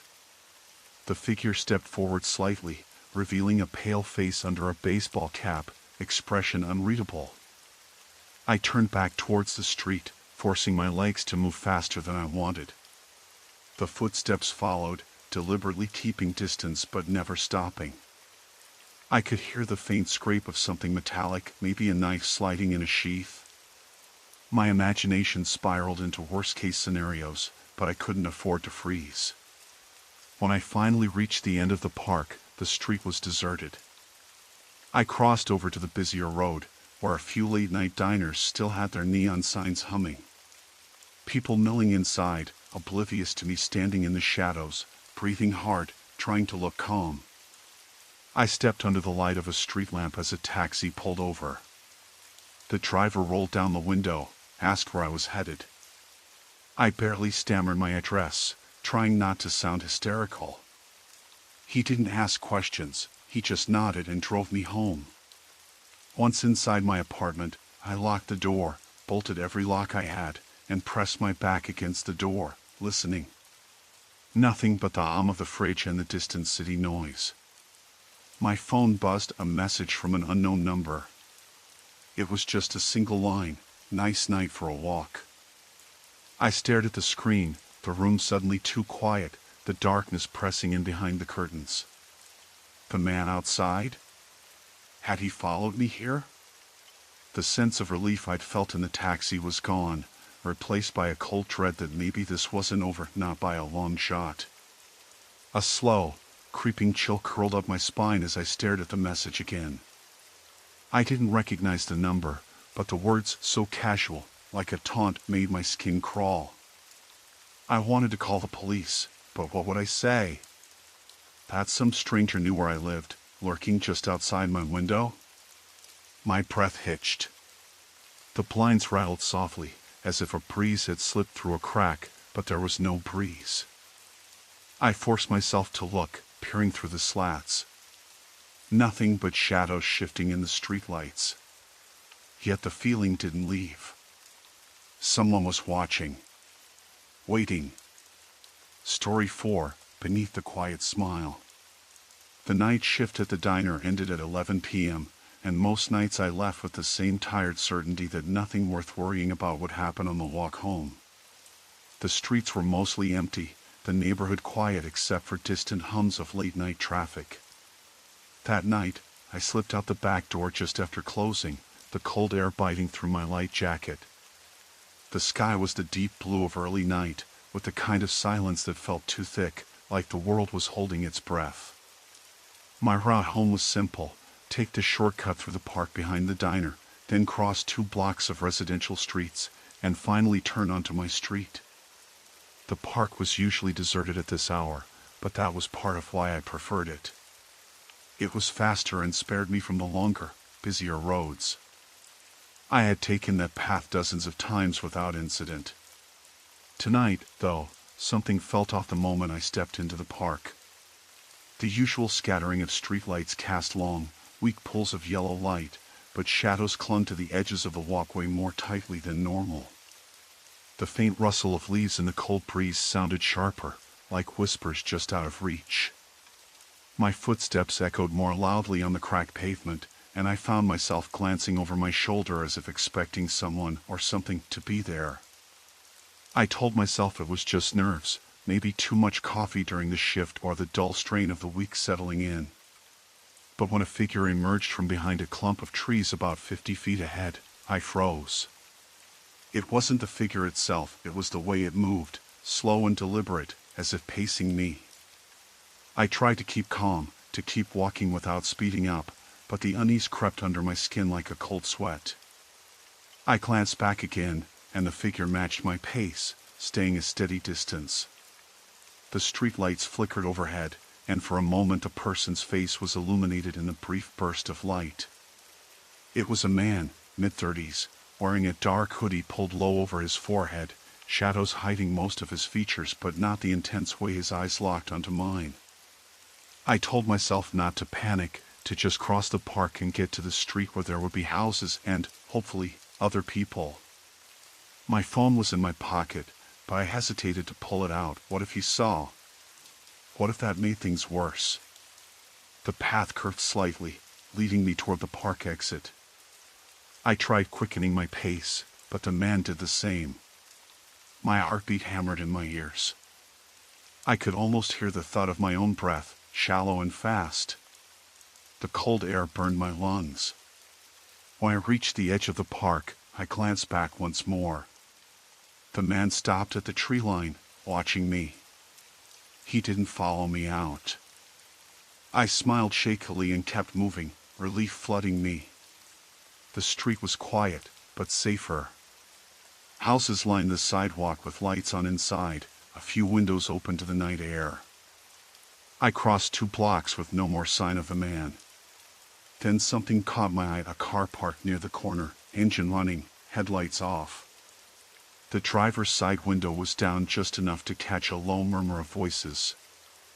I couldn't make out words, but it felt like someone waiting. It wasn't a normal place to park, especially this late. I kept walking, keeping an eye on the car. When I passed, I caught a glimpse of the driver's face, a young man with unshaven stubble and tired eyes. He looked straight ahead, but his head slightly turned, like he was watching me. I forced myself to cross the street quickly, moving toward home. The house was still dark, but I kept the porch light on as I fumbled for my keys. My hands trembled as I unlocked the door. Inside, the quiet was a stark contrast to the tension outside. I locked the door behind me, double-checked the deadbolt, and leaned against it for a long moment. My phone buzzed on the kitchen counter. A message from an unknown number. Nice walk tonight. I stared at it, heart sinking. The message was simple, but the implication was anything but. My mind raced, piecing together the night, the man in the park, the waiting car, this message. I hadn't told anyone I was walking home alone. I considered calling the police, but worried about sounding paranoid. Instead, I texted my roommate, who was out of town, just to leave a record of what was happening. Every creak in the house made me jump. I kept the lights on, moving from room to room, assessing every sound. Outside, I thought I heard the faint hum of a car engine starting. I looked out the window. Down the street, headlights appeared, slow and deliberate, moving closer. I wasn't sure what came next, but I knew this was no coincidence. Something had changed tonight, and the distance between me and safety was shrinking fast. The headlights stopped just beyond the bend, casting long shadows that stretched like fingers across my front yard. My heart pounded in my chest, each beat a frantic drum urging me to act. I fumbled for my phone, fingers trembling, but the screen was dead, no signal, no charge. The hum of the engine grew into a low, menacing growl, and then a silhouette emerged, stepping into the pale glow. I held my breath, trapped between the flickering light and the encroaching darkness, knowing whatever came next would change everything.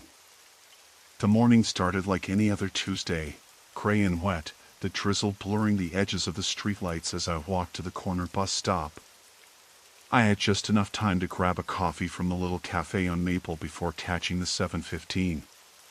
The city was still waking up, and the streets smelled of wet concrete and exhaust. I tucked my hands deeper into my jacket pockets, my eyes scanning the usual crowd, a few early risers clutching mugs, a jogger looping around the block, the homeless man who always sat by the newspaper stand with his cardboard sign. I noticed a man before I recognized him. He was leaning against the brick wall a few feet from the bus stop, head down, shoulders hunched against the cold. Something about him struck me as off. His jacket was too heavy for the weather, a dark, bulky thing that seemed like it belonged more to a biker than a commuter. His jeans were stained at the knees, and his boots scuffed like he'd been walking through muddy fields, not city sidewalks. I glanced away, pretending not to stare, but I felt his eyes on me. When I looked back, he was watching me, not in the casual way people do when they think they've seen someone from somewhere else, but like he was trying to remember every detail. The bus stop was crowded enough that I felt a little safer, but the chill in the air felt sharper now. I thought about crossing the street, but the traffic was already building and I didn't want to be late for work. I gripped my bag strap a little tighter, reminding myself not to look like I was worried. Maybe he was just waiting for the bus too, and I was reading into it. The bus arrived with a hiss of air brakes and the familiar rumble. I stepped on, scanning for a seat near the front, where I liked to sit so I could see the driver and the door. The man followed, slipping on behind me just as I was settling into my seat by the window. He didn't get on right at the stop. He waited until the door was almost closed before ducking in, and when he took the seat across the aisle, he kept his head down, shoving his hands deep into his jacket pockets. The bus was filling up, the murmur of conversation and the scraping of shoes against the floor mixing with the hum of the engine. I tried to focus on the city passing by, the shuttered shops, the flickering neon signs, the occasional splash of color from a graffiti tag. But I caught him looking at me again, that same intensity in his gaze. I shifted in my seat, moving my bag onto my lap so my hand rested near the zipper. My heart was starting to beat a little faster, the way it did when I was alone in an unfamiliar alley or walking home late after a night shift. I told myself to breathe, to stay calm. Maybe he was just tired, or homeless, and his eyes just happened to settle on me because the bus was crowded. After a few stops, the man got up and moved toward the back of the bus. Relief flooded through me. When the bus emptied a little at the next stop, he was nowhere to be seen outside the window. I figured that was the end of it. I let my breath out slowly and tried to focus on the upcoming meeting at work. The next hour passed without incident, and I started to relax. That night, the rain had stopped, but the air carried a dampness that seeped through the cracks in the window frame. I was home earlier than usual, the kind of early when the apartment building was quiet except for the distant hum of traffic. I was sitting on the couch, scrolling through my phone, when I heard the soft sound of footsteps in the hallway outside my door. I froze. It was late, and the hallway should have been empty. My landlord had changed the locks last month after a string of break-ins in the building, and I was sure everyone had a key but me. I didn't recognize the pace of the footsteps either, not the heavy shuffle of the cleaning crew, which usually came early in the morning, nor the hurried steps of neighbors rushing to the elevator. The footsteps stopped just outside. I caught my breath and leaned toward the peephole. Nothing. Just the faded carpet and dim light from the stairwell. I was about to dismiss it when a faint knocking sounded, 3 soft taps, deliberate. My fingers trembled as I reached for the chain lock. The knocking came again, slower now, almost hesitant. I whispered, "Who is it?" but there was no answer. I fumbled for my phone, thumb hovering over the emergency call screen. Then, from the other side of the door, a voice, low, gravelly, almost a whisper, answered, "It's me." My heart slammed against my ribs. I didn't recognize the voice, but it had a familiarity that made my skin crawl.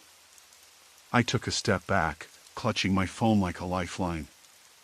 "I think you have the wrong apartment," I said, trying to keep my voice steady. "I don't know who you are." The voice was silent for a moment, then a soft laugh. "You don't remember me? From the bus?" The blood drained from my face. I knew that voice. The man from the morning. I snapped the chain shut and backed away from the door, pressing myself against the wall. The knocking stopped. For a moment, there was nothing but the low hum of the building's old heating system. I debated calling the police, but the voice had said it's me, like he expected me to know who he was. Was it some kind of sick joke? Had he followed me home? The thought tightened a cold band around my chest. I sat down on the floor, phone in hand, waiting. Minutes passed like hours. Then, just as suddenly as it had started, the hallway fell silent. I didn't sleep that night. Every creak in the building sounded like his footsteps. Every shadow in the hallway a figure waiting just outside the door. By the time dawn broke, pale and weak through the window, I was exhausted but too afraid to rest. That day, I took a different route to work and avoided the bus stop on Maple. I told my supervisor I was feeling under the weather and worked from home. I double-checked every lock on my door, even the ones I didn't think I needed to lock. When night came again, I didn't answer the door. But the knocking started once more, 3 soft taps, slow and deliberate. And the voice, barely audible, whispered through the thin wood, "You can't hide forever." The diner was almost empty when I walked in, the kind of late afternoon lull that made everything feel a little hollow. A few booths had slouched figures nursing coffees, faces blurred by the dim orange light that spilled from the neon sign outside. I slid into a booth near the window, the vinyl seat sticky from years of spilled drinks. The waitress came over without a word, setting a glass of water in front of me. Her eyes darted briefly past my shoulder before she wiped her hands on her apron, the movement too sharp, too quick to be casual. I ordered a burger and fries, the kind of meal I usually avoided but welcomed now. My phone rested on the table, screen dark, though I kept glancing at it, half expecting a message, a call, anything. The breath of unease I'd felt since leaving the apartment didn't dissipate. I scanned the street outside, where shadows pulled around parked cars and the late commuters trickled past, their faces obscured by hats, scarves, or the low light. At the booth across from me, a man sat alone, his face half hidden by the collar of his jacket pulled up to his cheek. He was staring at me. Not the casual glance of a stranger, but something sharper, more deliberate. I looked away, pretending to study the menu, but I could feel the weight of his gaze. The hair at the nape of my neck prickled, and I lowered my voice, ordering the burger with as little attention as possible. The waitress returned with my food, sliding the plate in front of me. I noticed her glance flick to the man again, a trace of worry in her eyes now. I tried to shake off the feeling, taking a bite and forcing myself to focus on the taste, the greasy bread, the cold tomato slice, the mushy lettuce. Still, the man across from me was there when I looked up again. Not moving. Not doing anything except watching. I paid the bill quickly, leaving some bills on the table. The man stood as I did, and for a moment, our eyes met. He was younger than I had first thought, maybe mid-20s, but there was something in his expression like a quiet menace simmering beneath the surface. I pulled the door open and stepped outside, the bell above chiming softly behind me. The street was quieter now, the sky folding into a bruised purple as twilight approached. I began walking toward the subway station, the path dimly lit by streetlights. My steps echoed on the cracked pavement. I kept checking behind me, but the street was empty, save for the occasional flicker of movement behind curtains or in alleyways. I thought I heard footsteps matching mine a few blocks back, but when I turned, there was no one. The hairs on my arms stood on end. My phone buzzed suddenly in my pocket. I fumbled it out, a text from an unknown number. It read simply, "You're not alone." My heart hammered as I looked up and saw a figure standing across the street, half hidden in shadow but unmistakably watching me. The man from the diner. I started walking faster, the urgency in my chest pressing down, trying to force calm into my voice as I called a friend. The line rang, then went to voicemail. I tried again, same result. The streetlights flickered overhead, the faint hum of electricity mingling with my shallow breaths. I needed to get somewhere safe. The subway was only a few minutes away, but those minutes stretched like hours.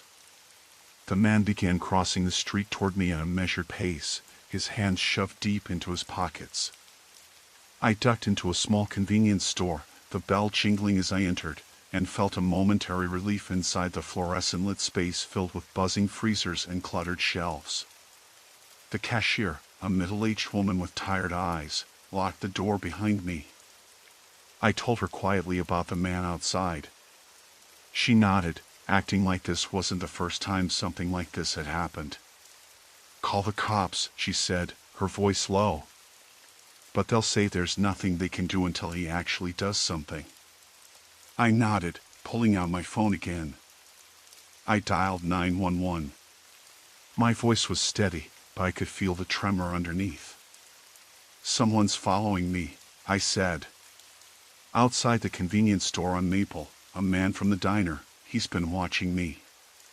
The operator asked questions I barely heard. I watched the door, the man's figure now pacing just beyond the glass. His shadow stretched long under the streetlight, fingers twitching occasionally. He wasn't shouting or waving, he was waiting. The operator told me officers were on their way. Minutes crawled by. The cold from the store seeped through my jacket, and I rubbed my arms, trying to keep warm. The man finally stopped pacing and leaned against the building opposite the store, head tilted as if studying me. The police arrived suddenly, their patrol car's headlights cutting through the dark. The man stepped back into the shadows as two officers got out. I gave them my statement, explaining everything between bites of nervous breath. They walked across the street to talk to the man, who was silent, expression blank. They asked him questions I couldn't hear from inside, and after a few tense moments, he was told to leave. The officers lingered for a moment, watching the street, then nodded at me. "You're safe now," one said. I forced a laugh, the sound hollow. "I hope so." As they drove away, the air grew still again. I stepped outside, the street now empty except for me. The man had vanished. Walking home, every shadow felt alive. My phone buzzed again. A new message. "Until next time." I stopped cold, the words burning bright on the screen. No number, no signature. Just the chilling certainty that this wasn't over. I left the diner later than usual that Thursday night, around 11:30. The streets were empty except for a few cars parked along the curb and the occasional flicker of a neon sign buzzing above a closed storefront. The air was colder than I expected for late May, a damp chill that seeped through the thin jacket I'd worn. I pulled the collar up, the fabric stiff from the day's sweat and grime, and started walking toward the bus stop at the corner of 3rd and Maple. My shift had been long and uneventful, and all I wanted was to get home and crawl into bed. The bus stop was lit by a single, flickering street lamp, its light casting long, uneven shadows on the cracked sidewalk. A light rain started, fine and steady, and I raised my hood, pulling it tight around my face. I was alone, no one else waiting. The silence felt heavy, the kind that presses in when there's nowhere to hide from it. I looked down the street toward the bus route and noticed a man standing a little way off, near the entrance to a narrow alley. He was wearing a dark jacket with the hood up, his hands buried deep in his pockets. I didn't recognize him, but that wasn't unusual. Our neighborhood saw a lot of people passing through in the late hours, drifters, riders trying to make connections or just looking for a place to crash. The man hadn't moved or done anything, just stood there, unmoving, staring down the sidewalk in my direction. I felt my pulse quicken, but I told myself it was just nerves. Maybe he was waiting for a ride, or someone else. I stepped closer to the bus stop bench and sat down, trying to focus on my phone. The screen was cracked across the corner, but still functional enough to check the time and my messages. No new texts. I tried to breathe steadily, counting to 10 over and over to calm down. The man still hadn't shifted, even as cars drove past slowly, their headlights briefly illuminating his figure and then fading away like a bad dream. After 5 minutes, I stood up and walked a few steps toward the streetlight, hoping to get a better look. It was the kind of thing I'd never actually done before, walked toward a stranger who'd already made me uneasy, but the thought of standing alone in the dark felt worse. When I got closer, he turned his head slowly, like he'd been waiting for me to make a move. His face was pale under the hood, and I thought I caught the glint of something in his eyes, but the shadows made it impossible to be sure. He didn't say anything, just looked at me intently, making my skin crawl. "Hey," I said, voice uneven. "You waiting on the bus too?" No answer. He just shifted his weight and took a step toward me. I felt that instant jolt of panic that sinks your stomach. My fingers curled into fists. I thought about running, but the rain was picking up, and my shoes were slick on the wet pavement. Besides, there was nowhere to run, just empty streets and closed stores. "Look, I don't want any trouble," I said, trying to keep my voice steady. Still no response. Then he took another step forward. I turned and started to jog toward the bus stop shelter, heart hammering in my chest. My ears caught the sound of footsteps behind me, quick and steady. I didn't dare look back. The bus stop shelter was a flimsy metal frame with plexiglass panels, one of which was smashed out. I slid inside and crouched low, pressing my back against the cold glass. The man stopped just outside, close enough for me to see his face clearly now, sharp features, dark eyes, and a thin scar running from the corner of his mouth down his jawline. He was watching me. I pulled out my phone. No signal. The little no-service icon stared back at me, mocking. He crouched down, lowering his voice to a murmur that I couldn't make out. Then he suddenly stood and circled around the shelter, moving toward the alley again. For a moment, I thought he was leaving, but then he stopped, turned, and looked directly at me once more. I barely dared to breathe. The bus was supposed to come in 10 minutes, but the clock felt wrong. I checked my watch again. The time was moving slower than normal, or maybe I was just frozen in place. Then, headlights appeared at the end of the street, growing brighter and louder, the rumble of a car engine filling the night. Relief flooded me. The bus. Or maybe it was just a car, but it didn't matter. The man vanished into the alley before the vehicle reached the corner. It pulled up to the stop, a dark sedan with tinted windows, and a woman stepped out. She was middle-aged, wearing a beige trench coat and holding a steaming cup of coffee. She looked tired but alert. "Long wait?" she asked as she approached me. I nodded, still shaking. "Crazy night," she said, glancing toward the alley. "You okay?" I forced a smile. "Yeah, just someone was standing out here. Watching." She frowned, eyes narrowing. "You want me to wait with you until the bus comes?" I hesitated, then nodded. Anything to feel safer. The bus rolled to a stop a few minutes later. I climbed in, the warmth of the interior washing over me, but the memory of the man's eyes stayed with me. As the bus pulled away, I watched the dark alley fade behind us. For a moment, I thought maybe the danger was gone. Maybe it was just a lonely man, or a bad coincidence. But deep down, I knew it wasn't that simple. I hadn't planned to stay out late that night. It was just one of those things. I wanted to get some air after a long day at the office, clear my head before the weekend. The streets were nearly empty, which was unusual for downtown on a Friday evening, but maybe most people had already fled to the suburbs or bars. The rain had stopped, but the pavement was still slick and shiny under the flickering streetlights, the cold air hanging heavy with the distant smell of wet asphalt and exhaust fumes.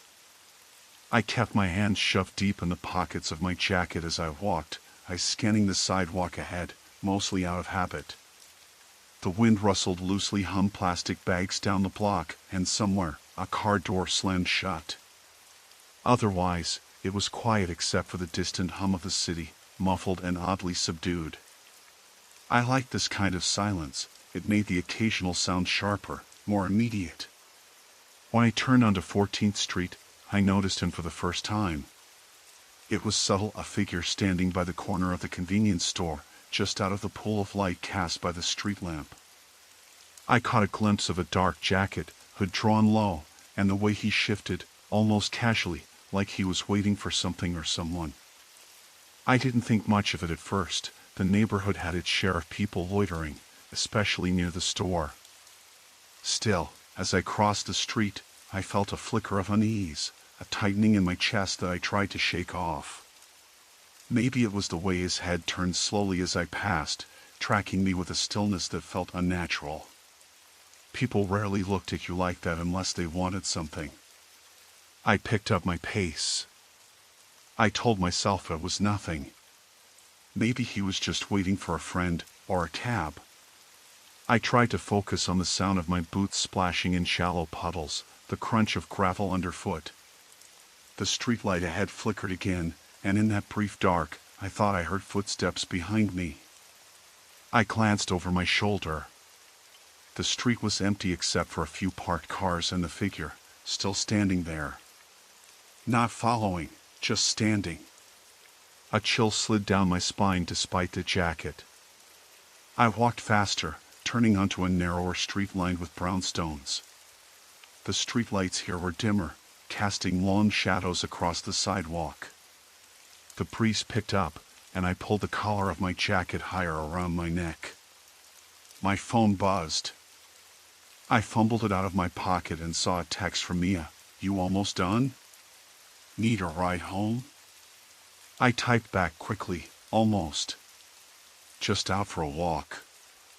I pocketed the phone, but the buzz from the vibration lingered in my palm. I told myself to relax. Mia's texts were a comfort, a tether to normalcy. I reached for my keys as I approached the small park at the end of the block, planning to cut through the path to get home faster. The park was nearly deserted, the usual benches empty, the playground silent and shadowed. I liked this shortcut, even if it was a little eerie at night. It shaved 10 minutes off my walk. I started down the path. Then I heard it, the unmistakable crunch of leaves and twigs breaking off to the side of the path. I froze, the keys now gripped tightly between my fingers. The sound came again, closer this time, slow, deliberate steps, not quick enough to be running but too steady to be accidental. I forced myself not to turn around immediately. Heart pounding, I quickened my pace, head down, ears straining. The footsteps accelerated too, the distance between us closing. I broke into a jog, the rain-slick ground slippery beneath me. Panic surged cold and sharp. I dared a glance back. A silhouette was there, emerging from the shadowed trees bordering the path, a man, mid-30s maybe, wearing a dark hoodie and jeans. His face was obscured by the low light, but the way he moved was purposeful, not random. No one was supposed to be out here this late, especially not following me. I tried to steady my breathing, telling myself to stay calm, to think. My phone was still in my jacket pocket. I fumbled for it. The screen lit up as I swiped it open, fingers trembling. I hit the emergency call button. 911, what's your emergency? The voice on the line was calm, professional. There's someone following me, I whispered, voice cracking. I'm in the park at 14th and Maple. The dispatcher's voice was immediate. Do you see them? Are they approaching? Yes, I said, slowing my pace in a desperate attempt to look less frantic. They're right behind me. To my horror, the man stopped a few feet back, just inside the pool of dim light. He raised his hands slightly, like he was trying to show he meant no harm. But the way he stood there, watching me so intently, felt like the opposite of peaceful. Before I could respond, he took a step forward, then another. My grip on the phone tightened. The dispatcher told me to stay on the line, to keep moving toward the main road. I broke into a run, breath ragged, heart hammering in my ears. The man followed at a steady pace, never closing the gap too quickly, but never letting it widen either. Out of the corner of my eye, I saw a parked car with the driver's door open, engine running. Relief washed over me. Someone was nearby, someone who could help. I sprinted toward the car, shouting for attention. The man paused, watching, then turned and disappeared back into the shadows of the trees. I collapsed into the driver's seat. The driver, a middle-aged woman with kind eyes, asked if I was okay. I nodded shakily, unable to find my voice. She said she called the police after seeing the man lurking near the park's entrance earlier. I gave my statement, all the while glancing back at the darkened path, realizing how close I'd come to something worse. As the police arrived and took over, I sat there in the warmth of the car, the cold night air pressing against the windows like a weight. The relief was temporary. I knew the man hadn't run far. Somewhere out there, in the dark, someone had chosen to follow me. And that thought settled deep, a seed of dread that no amount of light or company could chase away. Story 5: Forgotten Crimes Beneath Silent Minds. I worked late shifts at the factory, the kind that stretched from 9 at night until 5 in the morning. Tonight, like most nights, the parking lot outside was nearly empty, except for my small, beat-up sedan and a few other cars huddled under the broken streetlights. The air was thick with humidity, the kind that made your clothes stick to your skin and turned the shadows into pools of wet darkness. I fumbled with my keys, my fingers clumsy from the day's exhaustion, and finally got the door unlocked. I was halfway to my car when I noticed him. At first, I thought it was just another tired worker heading home, but the way he stood at the edge of the lot, just beyond the reach of any light, made me pause. His figure was tall and broad, something about the way he shifted made me uneasy. He wore a dark hoodie pulled low over his forehead, though I could make out the faint outline of a face. I didn't recognize him. That alone wouldn't have been cause for alarm. Strangers showed up at all hours around here, but he wasn't walking toward the exit like the others. Instead, he stayed still, watching. I tried to shake off the feeling and hurried across the cracked pavement. The uneven surface caught my heel, and I stumbled slightly, cursing under my breath. My heart was kicking against my ribs, not from the stumble, but from the growing sense of being watched. I glanced back. The man hadn't moved. He was still standing there, his head tilted slightly as if listening to something I couldn't hear. I unlocked my car door and slid inside, slamming it shut behind me. The instant the locks clicked, I breathed a little easier, but the relief was fragile. I glanced in the rearview mirror. He was still there, stepping into a pool of light now, the edges of his face clearer. He looked young, maybe late 20s, but there was a hardened set to his jaw, like someone who had spent a lot of time angry or afraid. He stared directly at me. I started the engine and pulled out slowly, careful not to crash into the few cars parked nearby. The lot was eerily silent except for the hum of my tires on the asphalt and the distant buzz of neon lights from the factory's sign.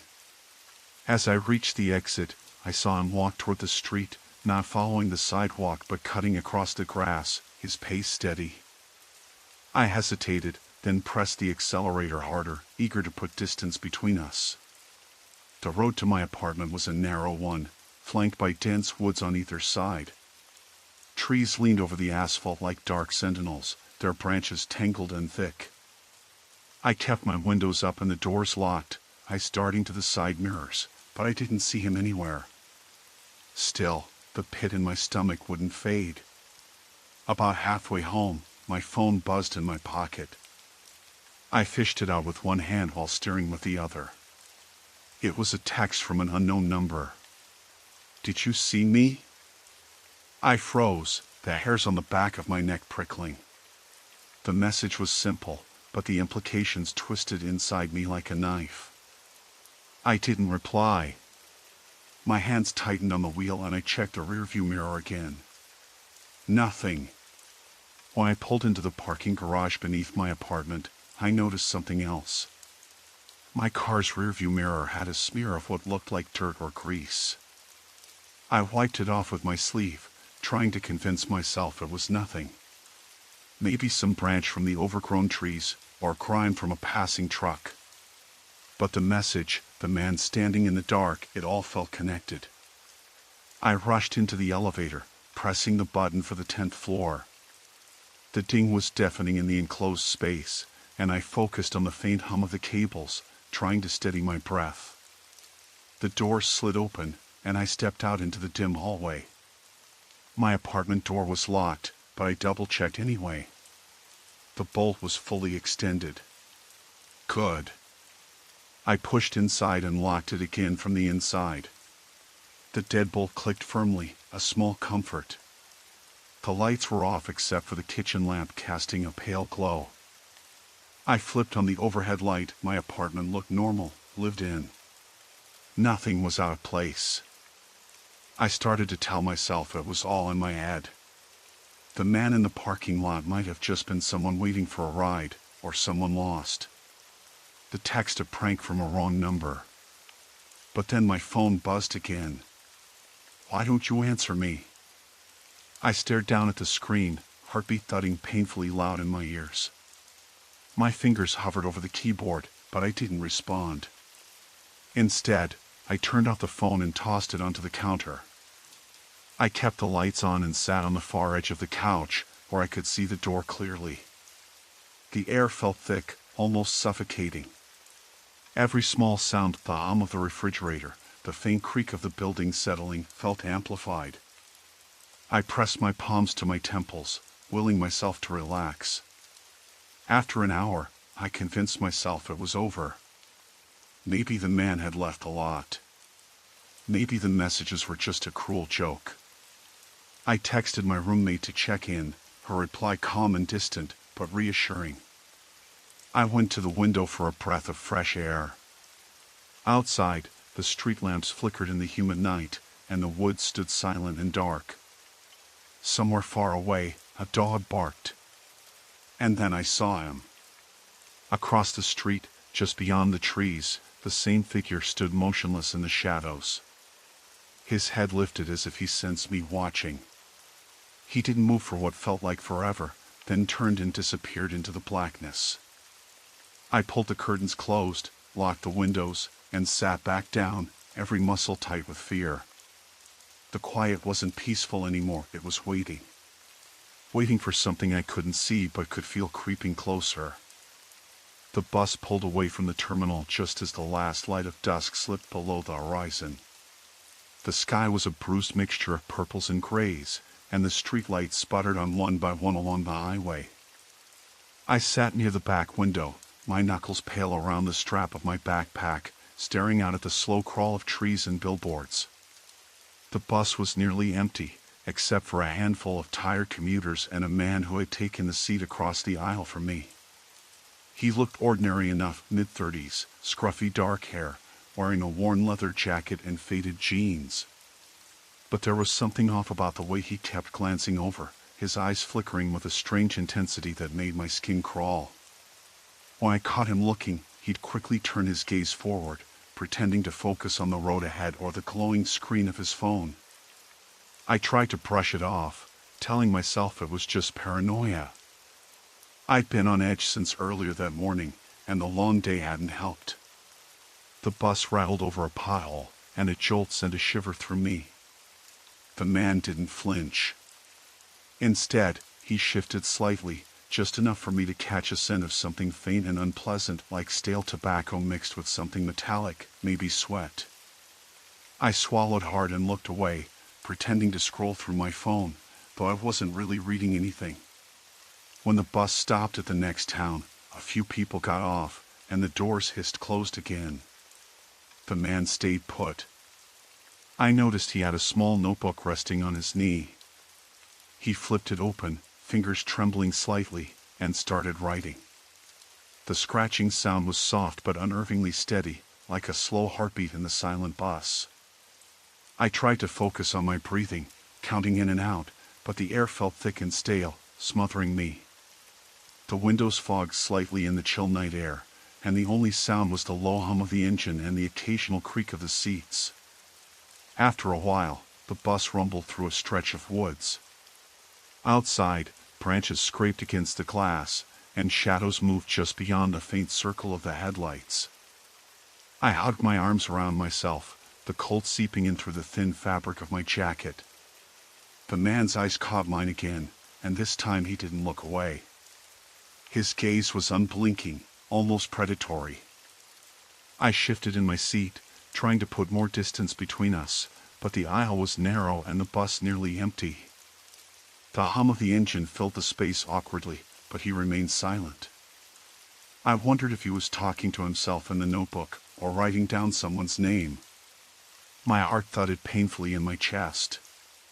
The bus slowed as it approached the next stop, a small, unlit station surrounded by dense trees. The man closed the notebook quietly and stood up just as the doors hissed open. His movement was smooth, deliberate. He stepped off the bus, and for a fleeting moment, I thought he might be heading away from me, but then he turned sharply and looked straight at me again. I didn't move until the bus had pulled away from the stop. I kept my eyes glued to the window, watching the dark figure disappear into the woods. The tail lights faded, swallowed by the night. The rest of the ride felt endless. Every time I glanced around, I noticed details I hadn't before: the way the driver kept checking the rearview mirror, the flicker of a street lamp reflecting off the cracked plastic of the bus ceiling, the faint smell of gasoline mixed with something else, sour and bitter. When I finally reached my stop, the bus was nearly empty. I gathered my things quickly and stepped onto the cracked pavement. The street was dark, the only light coming from the distant glow of a convenience store that was just closing up. A cold wind whipped through the alley beside the bus stop, rattling a loose metal sign. As I walked toward the street, I thought I heard footsteps behind me, soft, irregular.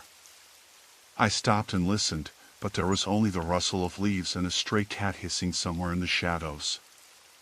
I shrugged it off and quickened my pace. Halfway down the block, I glanced over my shoulder. The street was empty, except for a man leaning against a lamppost. Not the same man from the bus, but tall, wearing a hood pulled low over his face. He didn't move, didn't look at me. It was like he was waiting, watching. I tried to keep calm, crossing the street to put some distance between us. The man didn't follow. Still, the feeling of being watched settled over me like a weight, knotting my stomach. At my apartment building, I fumbled with my keys, hands trembling. The hallway was dim, the flickering fluorescent light buzzing overhead. I glanced quickly behind me before sliding the key into the lock and pushing the door open. Inside, I locked the door immediately and leaned against it, heart pounding so hard I thought it might burst out of my chest. The silence was thick, but safe. I took a deep breath and tried to tell myself it was just my imagination getting the better of me. Then, from the other side of the door, I heard a faint tapping sound. Slow, deliberate. Like someone knocking. I froze. The tapping came again. My fingers hovered over the deadbolt. I didn't want to look through the peephole, scared of what I might see. The tapping stopped. Then, just as I was about to turn away, a whisper came through the crack under the door. "Let me in." I barely managed to keep from screaming, stepping back and grabbing my phone from the kitchen counter. I dialed 911 with shaking fingers, whispering my address. The operator's calm voice was a thin thread of comfort, but the seconds stretched unbearably long. I kept the door locked tight, the chain on as well, and sat on the floor, pressing the phone to my ear. Outside, footsteps retreated down the hall. I waited until I heard the front door slam shut before I dared to breathe again. The night stretched ahead, long and brittle, and I knew this wasn't over. Not by a long shot. I had never thought of the bus stop as a place where anything could go wrong. It was just a patch of cracked concrete, a faded blue bench, and an old shelter made of rusting metal and scratched glass. At night, it was usually deserted except for the occasional late shift worker or the kids coming home from the bars. That night, I found myself waiting there after my shift at the diner. It was past midnight, and I was tired, my bones aching from standing on cold tile for 8 hours. My breath fogged in the chill air, and I wrapped my jacket tighter around myself, hunching forward against the wind. The bus was late. I checked my phone again, no signal. It was a frustrating, familiar feeling, standing there in the dark with only the dull glow of the street lamp overhead. The light flickered once, then steadied. A few meters down the street, the neon sign of a convenience store buzzed, its hum barely audible over the occasional passing car. After what felt like 10 minutes, a man shuffled up the sidewalk from the opposite direction. He was wearing a heavy coat, the collar pulled up, and a knit cap that shadowed most of his face. I noticed, oddly, that his hands were bare, despite the cold. He walked slowly but steadily, eyes fixed ahead. There was something about the way he moved, too deliberate, too measured, not the casual rhythm of someone just walking home. I felt my chest tighten. I looked down at my phone again. Still no signal. The man stopped a few feet past the edge of the bus shelter. He stood facing the street, but I could sense his gaze was on me. I tried not to meet his eyes. My fingers curled into fists, and I told myself I had no reason to be afraid. Sometimes, strangers just happened to be walking the same way at the same time. I needed to calm down. The bus was supposed to come any minute. I told myself that over and over. The man shifted his weight, and when he did, the coat slipped to the side slightly, revealing a glimpse of something dark at his waistband. My heart lurched. Was that a knife? A gun? I wasn't sure, and the uncertainty gnawed at me like cold water. I tried to step onto the bench, to get off the ground and feel less vulnerable, but it creaked loudly under my weight. The man glanced over at me, then back to the street. I realized he had been watching me the whole time. I considered moving, maybe crossing to the other side of the street, but I was pinned by indecision. The bus stop was my only shelter. The streetlights didn't reach far beyond the curb. Any other place I could run would be swallowed in darkness. I told myself he might just be waiting for the bus too, or maybe for a friend. Nothing about his behavior screamed immediate threat, but the unease was like a cold finger tracing down my spine. My fingers grazed the edge of my pocket, where I had my keys. I clutched them tightly, the metal cool against my palm. I tried to look casual, but my body was tense, every nerve alert. The silence stretched. No cars passed. The street lamp flickered again, and the man shifted position, stepping closer to the shelter. His breath rose in small clouds. I heard a low murmur, almost like a whisper, but the wind was picking up, and I couldn't be sure. It sounded like he said my name. I froze. I had never told anyone at work where I lived. How could he have known? I flashed back to the day I missed my connecting train and had to walk through the neighborhood late at night. The man's face was vaguely familiar now. Maybe I had seen him before, around the diner or the bus stop. But if I had, I never thought much of it, and I certainly didn't think he was dangerous. The bus finally appeared, its headlights cutting through the night like a promise. Relief flooded me. I stood up, ready to get on and leave this place behind. But as I reached out for the railing, the man stepped forward, blocking my path. "Hey," he said, voice low and calm, "we need to talk." A sudden knot twisted in my stomach. I could feel the panic rising, hot and sharp. I tried to sidestep, but he moved with me, mirroring my movements. "I'm not looking for trouble," he added quickly, as if sensing my fear. "Just want to ask you something." The bus driver honked from inside, the engine revving. I glanced at the driver, who caught my eye and nodded. The man took a step back, finally moving aside. I didn't hesitate. I darted onto the bus and sank into the nearest seat, heart hammering. I looked back through the window. He was still standing there, watching the bus pull away. The city lights blurred as the bus rumbled toward downtown, but the feeling of being watched didn't fade. I kept checking the window, half expecting him to jump on after me or follow in a car or on foot. When the bus finally reached my stop, I got off quickly and walked the rest of the way home without looking back. I locked every door and window behind me, double-checked the deadbolt, and sat in the dark, waiting for dawn. I didn't know who the man was or what he wanted, but I was certain of one thing: the ordinary night had shifted into something darker, and I wasn't safe anymore. The silence pressed against my ears like a weight, broken only by the slow, steady tick of the clock, each second dragging me deeper into dread. The night shift started like any other. I clocked in at 7 p.m., slipped behind the counter, and began the slow crawl through my usual inventory checks. The store was already dim, the fluorescent lights flickering faintly, giving everything a dull yellow cast. I liked the quiet. It made the hours pass more smoothly, and the steady drone of the refrigerators in the back was oddly comforting. Around 9:30, a man came in. He was wearing a dark hoodie with the hood pulled low over his face, jeans that looked worn but clean, and sneakers that made almost no sound on the linoleum floor.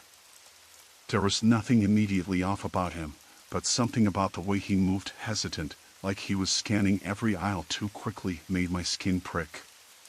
He didn't pick anything up. Instead, he just walked slowly around the store until he ended up near the snack rack, staring at the shelves without really looking. Then he turned and left without buying a thing. I told myself it was nothing. Maybe he was homeless, maybe he was just passing through. But when I glanced back at the front window, I caught a reflection of him standing outside, staring in. His face was still obscured by the hood, but the way he didn't move, just stared, made the hairs on the back of my neck stand up. I blinked, and he was gone. I tried to push the unease aside and went back to restocking. The sound of the rain tapping on the windows was steady now, a soft, even patter that usually calmed me down. But tonight, it felt like a metronome counting down. An hour later, after a handful of customers had come and gone, a woman entered. She was older, maybe late 60s, clutching a small bag of groceries. She asked about the best way to get to the bus stop a few blocks down. I gave her directions, and she smiled, a small tight-lipped grin that didn't quite reach her eyes. Something about the way she lingered by the door before leaving felt off, but I brushed it away, telling myself perhaps she was just tired or cold. As the clock edged toward midnight, the store's atmosphere shifted. I started noticing small things, the lights above the aisles flickering more frequently, the faint hum of the security cameras cutting out for split seconds. The overhead speaker crackled intermittently with static. I figured it was just old wiring. Then came the noises from outside. I heard footsteps, heavy, deliberate, pacing just beyond the glass front entrance. I peered through the rain-streaked window but saw only shadows. The parking lot was nearly empty at this hour, save for my beat-up sedan and a delivery van parked at the far end. The streetlights flickered, one going out entirely, plunging the sidewalk into darkness. I locked the door again, even though it was already locked. My hands trembled slightly as I checked the bolt. I told myself I was being paranoid. But then, the footsteps began circling the building. I ducked behind the counter and reached for the phone. The line was dead. No dial tone. I tried the cell, but the screen was blank, unresponsive. No signal. The rain had picked up, muffling sounds, but I could still hear the unmistakable rhythm of someone walking, slow enough to be deliberate but fast enough to suggest impatience. The man in the hoodie was back. I caught a glimpse of him as he passed the window again, his face still hidden, but his eyes, cold, sharp, were visible just beneath the edge of the hood. He stopped, turned, and looked straight at me. My breath hitched. I slipped into the stockroom through the back door behind the counter. The cramped space smelled of cardboard and stale dust. I locked the door and crouched behind a pile of empty boxes. My heart hammered so loudly I was sure the man outside could hear it. The footsteps stopped outside the stockroom door. A slow, deliberate knock. Then silence. I held my breath. The knock came again, softer this time. I whispered, "Go away," though I knew it was useless. The man's voice, low and calm, almost conversational, came through the door's thin wood panel. "I just want to talk." My fingers curled into a fist, nails pressing into my palm. I didn't trust him. I didn't want to talk. I wanted to disappear. Minutes passed. The knocking stopped. I dared to peek through the crack under the door. The floor was wet from the rain tracking in, and outside the door, the man's shadow lingered, shifting like a dark stain. I wasn't safe. I hadn't been safe since he first stepped into the store hours ago. My phone buzzed suddenly in my pocket, a text message. I froze. The screen lit with a single line, "You shouldn't hide." I swallowed hard, the dread thick and suffocating. The message was from an unknown number. I had no idea how they'd gotten my contact, but the timing was too precise to be a coincidence. And then the lights went out completely. The store was plunged into darkness, save for the blur of red exit signs and the relentless pounding of rain. The man started banging again, harder this time. The back door rattled under his weight. I scrambled to the front, hands searching blindly for the emergency alarm button. I found it and pressed it. A piercing siren filled the store, shattering the silence, sending a shockwave through the night. The banging stopped abruptly. The footsteps fled. I listened, the deafening alarm drowning out the rain and the pounding of my own heart. Outside, sirens wailed in the distance. I stayed frozen behind the counter, clutching the radio, waiting for the police. But when they arrived, the man was gone. The rain had washed away his footprints. For now. I had never thought much about the late shift at the diner before. The rhythm of it was simple: pour coffee, refill pies, take orders from the rare night owl or trucker passing through. It was the kind of work that let your mind wander and your eyes droop just enough to keep you from going completely numb. But that night, as I pulled on my jacket and stepped into the parking lot, the usual familiarity felt off, like a half-remembered dream slipping just out of reach. The streetlights flickered intermittently above my car, casting long, uneven shadows across the cracked pavement. I glanced around. The lot was mostly empty except for the rusted-out Chevy near the far edge. It had been there all day, I realized, because I'd seen it when I took my break earlier. The driver's side window was rolled down halfway, an odd detail I hadn't thought much about until that moment. It made me uneasy for some reason, too exposed, too careless. I walked faster, keys in hand, my heels clicking against the concrete. The diner's neon sign buzzed quietly above the door. Inside, the familiar scent of frying bacon and coffee greeted me, a small comfort in the growing chill of the night. Rachel, my coworker, was already behind the counter, wiping down the glass display case with slow, deliberate strokes. "Late again," she said without looking up. "Traffic was a mess," I mumbled, sliding into my usual spot behind the register. The diner was practically empty, just a couple seated near the window, their whispered conversation blending into the hum of the fridge and the occasional clatter from the kitchen. I stared at the entrance, watching the glass, waiting for the midnight rush that usually never came. The silence stretched, thick enough to swallow sound. I could hear the distant rumble of a train coming through town, the low vibration rolling beneath the floorboards. Then, the doorbell jingled sharply, breaking the quiet. I looked up to see a man step inside. He was tall, with broad shoulders, wearing a heavy jacket despite the heat inside. His face was shadowed by the brim of a worn baseball cap pulled low. The muscles in his jaw tensed as he scanned the room slowly, pausing just a little too long on me. "Can I get a coffee?" "Black," he said, voice low and steady. No smile. No greeting. I nodded, my fingers fumbling over the buttons of the register as I rang it up. The man stayed near the door, his eyes flicking over the booths, the empty tables, as if he was checking for something or someone.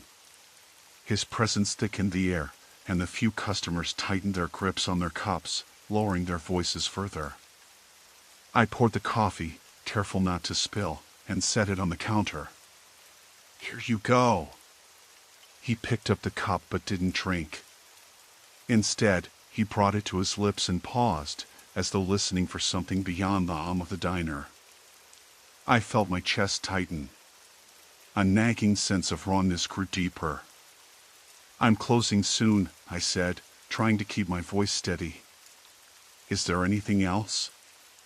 He shook his head, setting the cup down with a deliberate clink. Then he stepped closer, his boots echoing on the tile floor. "You live around here?" The question caught me off guard. I hesitated, then said cautiously, "Not far." He nodded slowly, as if filing that away. "I'm new in town, looking to get settled." Rachel came up behind me, wiping her hands on a rag. She gave the man a quick glance, then looked at me. Her eyes were sharp, alert. "Can I help you with anything else?" I asked again, my voice firmer. He smiled then, but it wasn't warm or friendly. It was the kind of smile that didn't reach the eyes, twisting just a little in a way that made the skin on the back of my neck crawl. "No, just checking things out." He moved toward the booths. My heart beat faster, and I saw Rachel tense beside me. The customers shifted uneasily, some getting up and leaving without a word. I stepped out from behind the counter, trying to keep the distance between us. "It's late. You should probably head out." He turned slowly, gaze steady. "You're worried about me." "I'm worried about all of us," I said, voice low.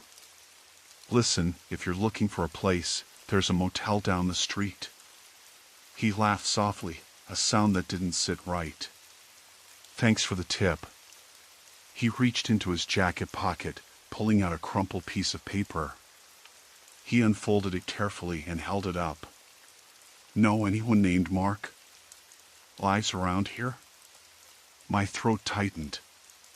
Mark was my ex-boyfriend, the last person I wanted to think about tonight. "I know," I said quickly. "Sorry." He studied my face a moment longer, then slipped the note back into his pocket. "All right. Take care then." He turned and walked out, the door closing behind him with a hollow thud that echoed in the empty diner. I exhaled shakily, the weight of his presence lingering like a shadow. Rachel rubbed her arms and looked at me. "We should lock up early." I nodded, heart still hammering. Outside, the Chevy was gone. When I stepped back into the cool night air, the street was even darker, the flickering streetlights now completely dead. I heard footsteps behind me, slow, measured. I didn't dare look back. I didn't stop walking until I reached my car, hands fumbling with the keys. The engine roared to life, and I pulled away from the lot, headlights cutting through the blackness, but the feeling didn't leave me. Somewhere behind, the footsteps had stopped. Or maybe they never existed at all. But the unease clung tight, like a second skin I couldn't shed. That night, I didn't sleep. Story 6, Forgotten Acts of a Nameless Mind. I had never been late for my night shift at the warehouse before, but that Thursday, I missed my bus by just a few seconds. I remember standing on the corner of Maple and 8th, watching the tail lights of the bus fade into the distance, the chilly spring air biting at my face. The street lamp flickered above me, casting long, uneven shadows along the cracked pavement. My phone showed I had 20 minutes until the next bus, so I pulled my jacket tighter and started pacing by the bus stop bench. The neighborhood wasn't usually dangerous, but something about the quiet felt off, like the night was holding its breath. I pulled out my earbuds and tried to distract myself with a podcast, but the silence around me grew louder. The usual hum of distant traffic and occasional footsteps was missing. Across the street, the closed bakery's window was dim, but for a brief flicker, I thought I saw a figure move behind the dusty glass. I blinked, and it was gone. I told myself it was just a trick of the light or my imagination playing tricks because I was alone and tired. The bus rolled up finally, and I climbed aboard, grateful to be moving again. The bus was nearly empty, save for a man in his 60s sitting near the back, hunched over a newspaper. His eyes flicked up briefly when I sat down, but I caught the faintest shadow of a smile that didn't quite reach his eyes. I chalked it up to tiredness and kept my gaze forward, the dull route signs and dim interior lights blinking past as we pulled out. When I got off at the warehouse stop, it was just past midnight. The street was deserted, except for the flickering neon sign of the 24-hour diner across the street, its buzz settling into a low, almost humming vibration in the air. I crossed quickly, the sharp tap of my boots on the sidewalk sounding too loud in the near silence. I was halfway to the warehouse entrance when I caught movement in the diner's window. It was the same man from the bus. He was staring at me. I froze for a moment, heart skipping a beat, then forced myself to keep walking. Maybe he was just waiting for a late-night coffee. I reached the warehouse door, but the security keypad was blinking red. I swiped my card again, slower this time, noticing my hands were shaking. The door clicked open, and I stepped inside, the cold air of the interior hitting me like a wall. The warehouse was cavernous, rows of metal shelves stretching into darkness. My footsteps echoed as I moved toward the main office. I locked the door behind me with a loud snap, the sound seeming unnaturally loud in the stillness. As I started my shift, I kept glancing at the windows. The parking lot outside was mostly empty, but I noticed a solitary figure pacing near the far edge, just beyond the reach of the lights. I squinted, trying to get a better look. The figure moved closer to the entrance, then retreated, pacing back and forth with slow, deliberate steps. I told myself I was overreacting.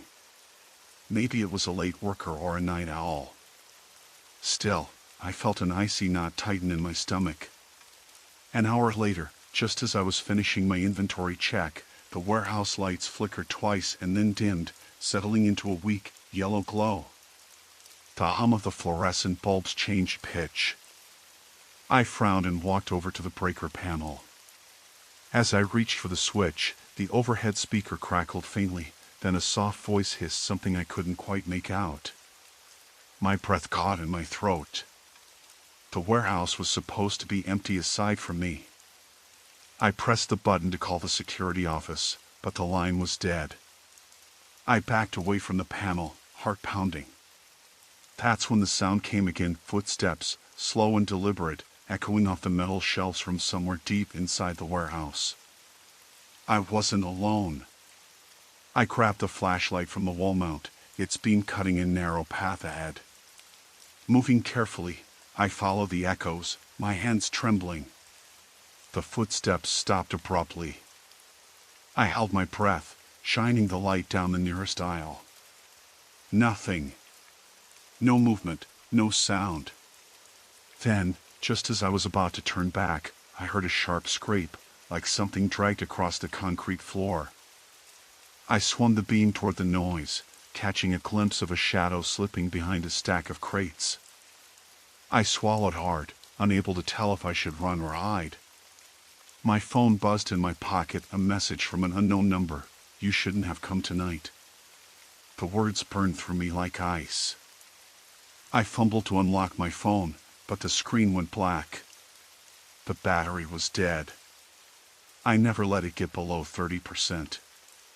Behind me, a sound, soft, deliberate breathing. I didn't look back. Instead, I sprinted toward the main office, slamming the door and locking it. My heart hammered so loud I was sure it would give me away. I grabbed the desk phone, but the line still showed dead. Then, the warehouse lights went out completely. The only light was the weak red glow of the emergency exit sign above the door and the faint light of a flashlight beam moving slowly toward the office window. I pressed my back against the door, hands shaking uncontrollably. The handle rattled, a slow, deliberate shake, then stopped.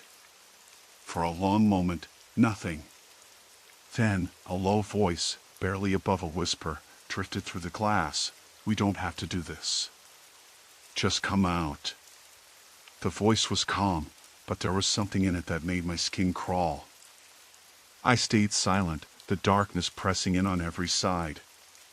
Outside, footsteps paced back and forth again. Minutes later, the emergency lights flickered and the power came back with a hum. I exhaled sharply, relief crashing over me. I called the police, my voice unsteady as I reported the break-in. They said they were sending someone immediately. I sat in the locked office, every shadow suddenly a threat. Outside, the pacing stopped. For now. But I knew this wasn't over. The hum of the fluorescent lights overhead buzzed faintly, a constant backdrop to the midnight shift at the convenience store. I had been standing behind the counter for nearly 3 hours by then, my eyes flicking between the register screen and the deserted street beyond the glass door. The clock ticked to 1:17 a.m., and the usual lull of the shift settled in, heavy and slow. I rubbed my hands on my jeans, trying to shake off the chill that crept in from the cracked window near the door. It was early March, but the night air still carried a sharp bite. The town had been quiet all evening, save for the occasional passing car echoing off the empty sidewalks. That was when I first noticed him. He was standing just past the edge of the street lamp's glow, leaning against the brick wall of the closed deli next door. At first, I thought he was just a late-night smoker or someone waiting for a ride, but there was something off. His head tilted down, face hidden beneath the hood of a dark jacket, but every few seconds he would glance up and toward the store, like he was checking to see if I noticed him. Our eyes locked briefly. A flash of something unreadable passed over his face, maybe irritation, maybe calculation. Then he looked away. I tried to shake the feeling that had settled in my gut, but the night was quiet again. He vanished around the corner before I could get a good look at him. Minutes later, a white van rolled slowly past the store, its headlights dimmed low. I watched the windows, but the driver stayed hidden in shadow. The vehicle crept by, then circled the block, feeling less like coincidence and more deliberate. My hands tightened around the counter edge as a cold sweat broke out on my back. The door jingled sharply, making me jump. A woman in a heavy coat came inside, boots clicking on the linoleum floor. She had dark circles under her eyes and a nervous glance that flicked to the van parked just out front.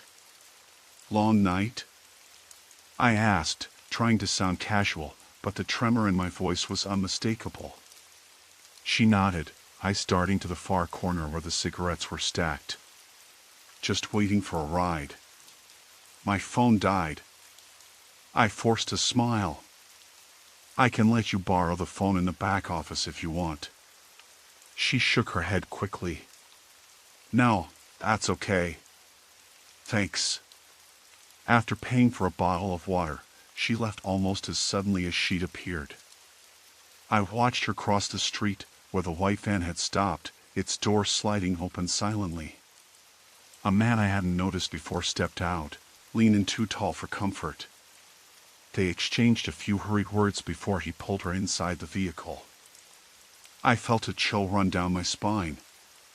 I didn't know these people, but something about their interaction felt wrong. The store's screen beeped, signaling an incoming call. I answered, hoping for a welcome distraction. "Is this the night owl?" a voice whispered harshly. "We know you're watching." My throat went dry. I dropped the receiver, heart pounding. I bolted to the back room, locking the door and pulling the heavy filing cabinet in front of it. I leaned against the wall, breathing hard, trying to steady my shaking hands. The store was silent except for the distant sound of the clock ticking and a low, almost imperceptible scraping noise from the front door. I peered through the small window in the door just in time to see the hooded figure from before press his face to the glass, eyes dark and unblinking. He mouthed something I couldn't hear, then stepped back into the shadows. The van's engine started, and the night swallowed the vehicle whole once more.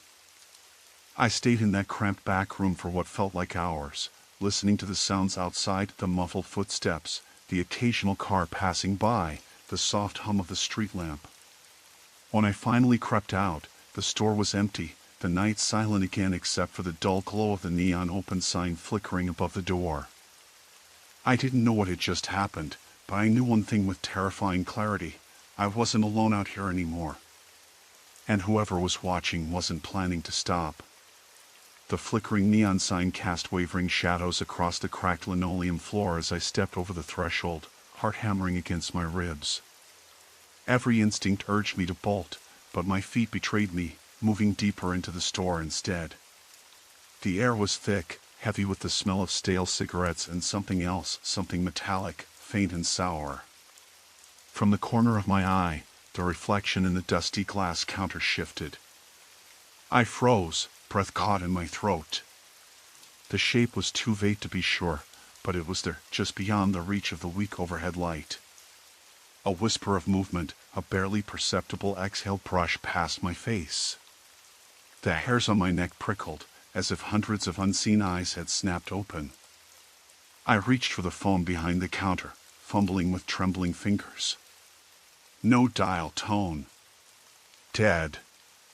As if the store itself was conspiring to trap me, severing any lifeline. Panic bubbled like acid in my chest, but I forced myself to stay calm.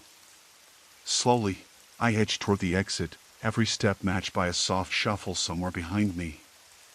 Then came the voice, low and ragged, barely more than a rasp, yet unmistakably real. You shouldn't have come back. I spun. The aisle was empty. But the whisper lingered, curling around me like smoke. The night outside the windows was no longer silent. Somewhere out there, the watcher waited, grinning behind the veil of darkness, and this time, I was caught in their game. The afternoon was unusually warm for late October, and I had left my apartment window cracked open just an inch, hoping for a little fresh air. The sound of traffic was muffled but present, a low hum from the street below. I was sitting at the kitchen table with a cup of lukewarm tea, trying to focus on the spreadsheet I had to finish for work, but my mind kept drifting. The neighborhood never felt particularly unsafe during the day, but lately, I'd noticed things that unsettled me in a way I couldn't quite place. Yesterday, for instance, while I was walking home from the grocery store, I caught a glimpse of a man standing just at the corner, smoking a cigarette. He was looking down the street the moment I passed him, and when I glanced back, he was still there, just standing still, watching. It wasn't until I got inside that I realized he was wearing the same jacket I'd seen in the neighborhood twice before, once on a different street, and once outside my building, far too early in the morning. It could have been a coincidence, I told myself. People do wear the same clothes. But the way he stared made my skin crawl. Back in the kitchen today, I heard the faint clatter of keys at the door downstairs. That wasn't unusual. The building had old radiators that hissed and popped as they warmed up, and neighbors came and went all day.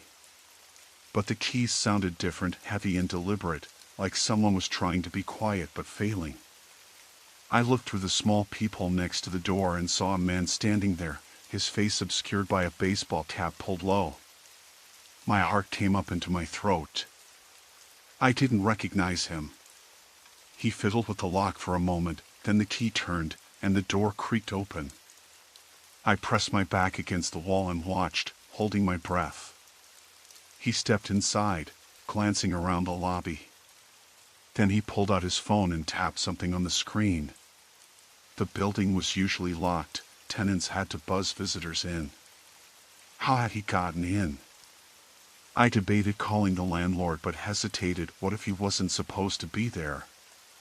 My instinct screamed at me to get out, but I didn't want to draw attention. The man's eyes swept the lobby again, lingering on the staircase that led up to my floor. He took a few steps inside, just past the entrance, then stopped and looked back down the hallway. I watched as his hand went into a pocket and he pulled out a crumpled piece of paper. He unfolded it, glanced over it briefly, then stuffed it back in and started walking toward the stairs. I ducked away from the door and grabbed my phone, quietly dialing 911. The operator's voice was calm, asking if I was in immediate danger. I whispered that a stranger was inside my building, heading upstairs. She told me to stay calm and quiet, to lock my door and not open it for anyone. I scrambled down the hallway to my apartment, heart hammering so loud it felt like it would burst my ears. I flipped the deadbolt on the door, then the chain. I grabbed the baseball bat I kept behind the door for emergencies and pressed my back to the wood, listening. I could hear footsteps echoing in the stairwell, slow and steady, coming up one floor, then pausing. The silence stretched unbearably, broken only by the faint creak of the old building settling. Then the footsteps started again, closer, moving along the hallway. I held the bat tighter, straining to hear. The footsteps stopped right outside my door. A shadow shifted beneath the crack of the door. I could see the faint outline of a figure, leaning in slightly, listening. I swallowed hard, trying to steady my breathing, but my mouth was dry and my hands trembling. I wanted to scream, to run, but I was frozen. Then a voice, low and rough, whispered, "I know you're in there." My heart lurched painfully. I wanted to reply, to say I called the cops, but the words stuck in my throat. The footsteps retreated suddenly, and I heard the man descend the stairs again. When the door slammed shut, the sound of a lock turning echoed through the building. I stayed pressed against the door for what felt like hours, waiting, until finally I heard the distant wail of sirens. The police arrived and searched the building. They found no sign of the man, no forced entry anywhere else. The piece of paper on the lobby floor had disappeared. The officers said he was probably a transient or someone casing the area, but they would keep a patrol nearby. I sat on the floor of my apartment, clutching the bat, feeling hollowed out. The day that started so ordinarily had twisted into something I couldn't ignore. The man had known I was home. He had heard me breathing, felt me behind the door. I didn't know what he wanted or why he had left so suddenly, but I knew this wasn't over. At night, when I finally dared to turn off the lights, I kept the door chained, the phone and bat within reach. I stared at the peeling wallpaper and the flickering street lamp outside my window, waiting for the footsteps to start again. The quiet was oppressive, and the apartment no longer felt like a refuge. It was just a trap with thin walls and a door that might not hold. But the footsteps never came.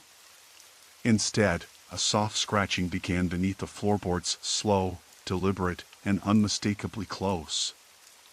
I thought I was safe inside my apartment.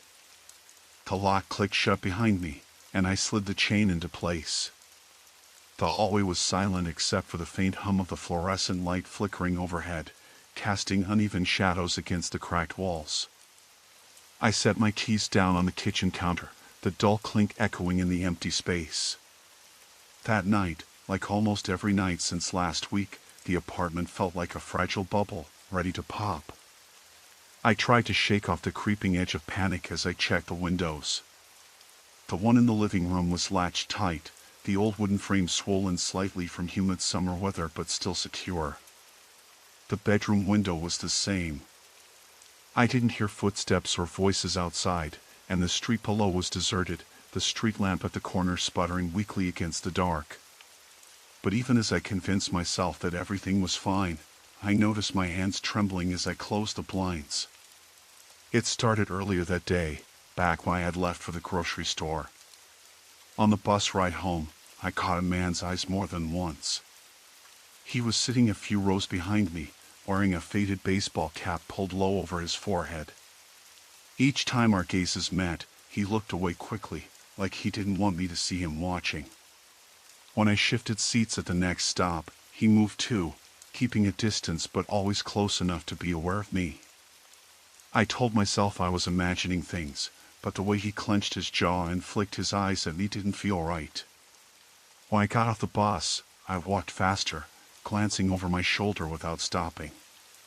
The parking lot was mostly empty. A few cars dotted the rows under the harsh orange glow of streetlights.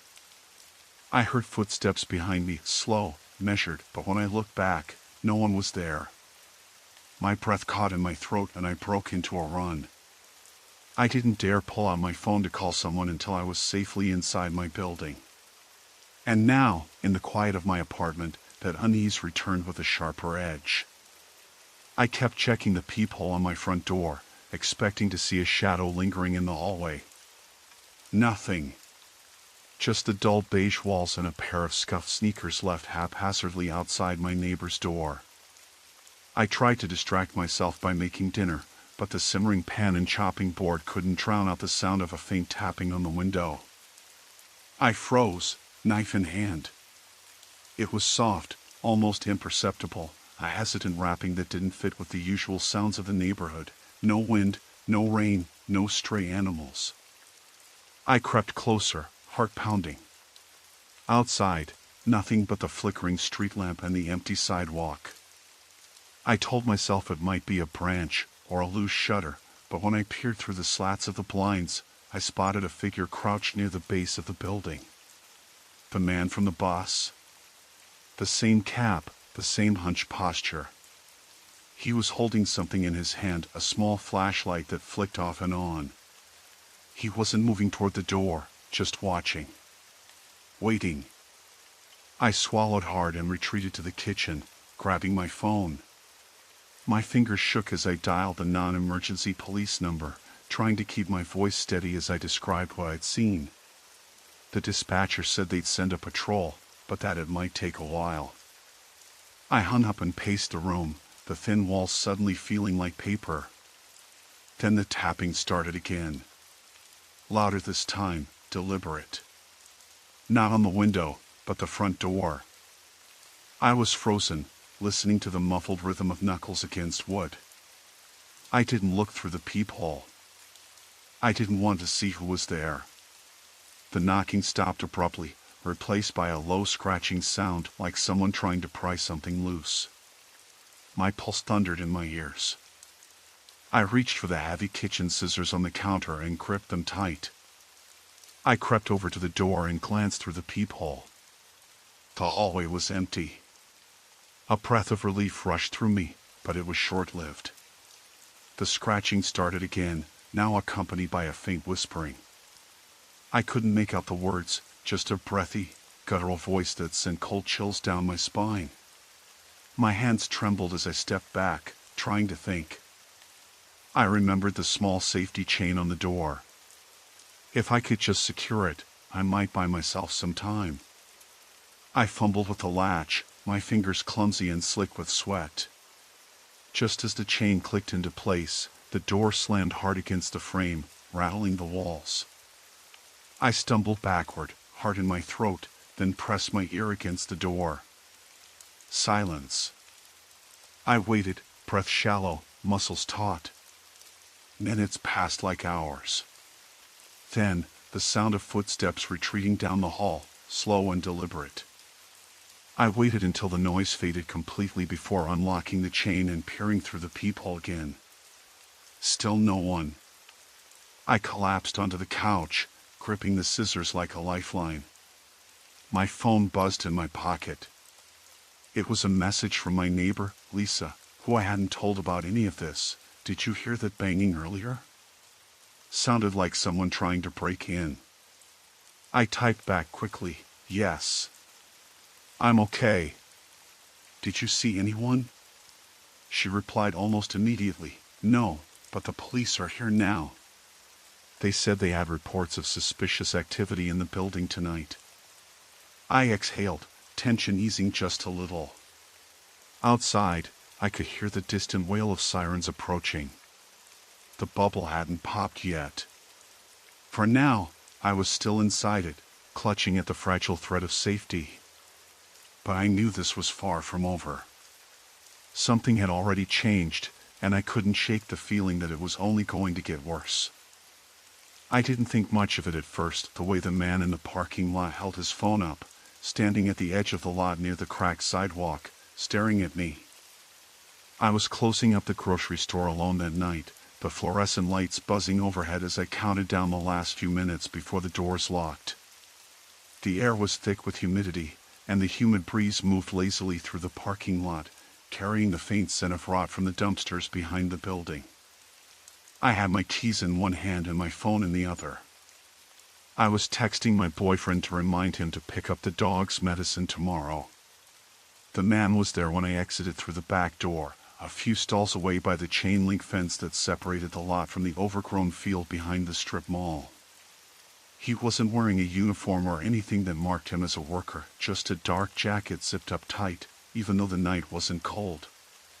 His posture was rigid, like he was waiting for something or someone. I glanced at him, and he didn't lower his phone. Instead, he swiped the screen once, then raised it higher. I could see the dim light reflecting off the cracked glass as he tilted it toward me, as if he was taking a picture. I stopped mid-step, my pulse nibbling at the back of my neck, but I told myself it was probably just some random stranger. Maybe a kid messing around, or a guy lost in the neighborhood trying to find his ride. I turned quickly and started walking toward my car, parked near the corner closest to the street. The man didn't move. The phone stayed up, aimed at me like a camera's lens. My fingers tightened around my keys. I told myself not to look back, but a cold sweat trickled down the back of my neck anyway. The parking lot was almost empty except for a couple of cars scattered around. The lot lights flickered overhead, one of them buzzing erratically like a dying insect. The street beyond was quiet, save for a distant rumble of a car or two passing by on the main road. The evening was too still for this, and the man's presence felt out of place. I had lost track of how many times I glanced back, each one making my stomach twist tighter. I slid into my car, locked the doors, and started the engine. The man's figure was still there, standing just inside the shadow of the fence. He didn't move as I pulled away slowly, but I kept my eyes fixed on the rearview mirror, watching him shrink behind the rows of parked cars. The drive home was uneventful. The roads were empty, and the street lamps cast pools of yellow light onto cracked asphalt. I kept glancing into the side mirrors, half expecting to see headlights following me. But nothing appeared. The sensation of being watched lingered, though like the hairs on the back of my neck were still standing on end.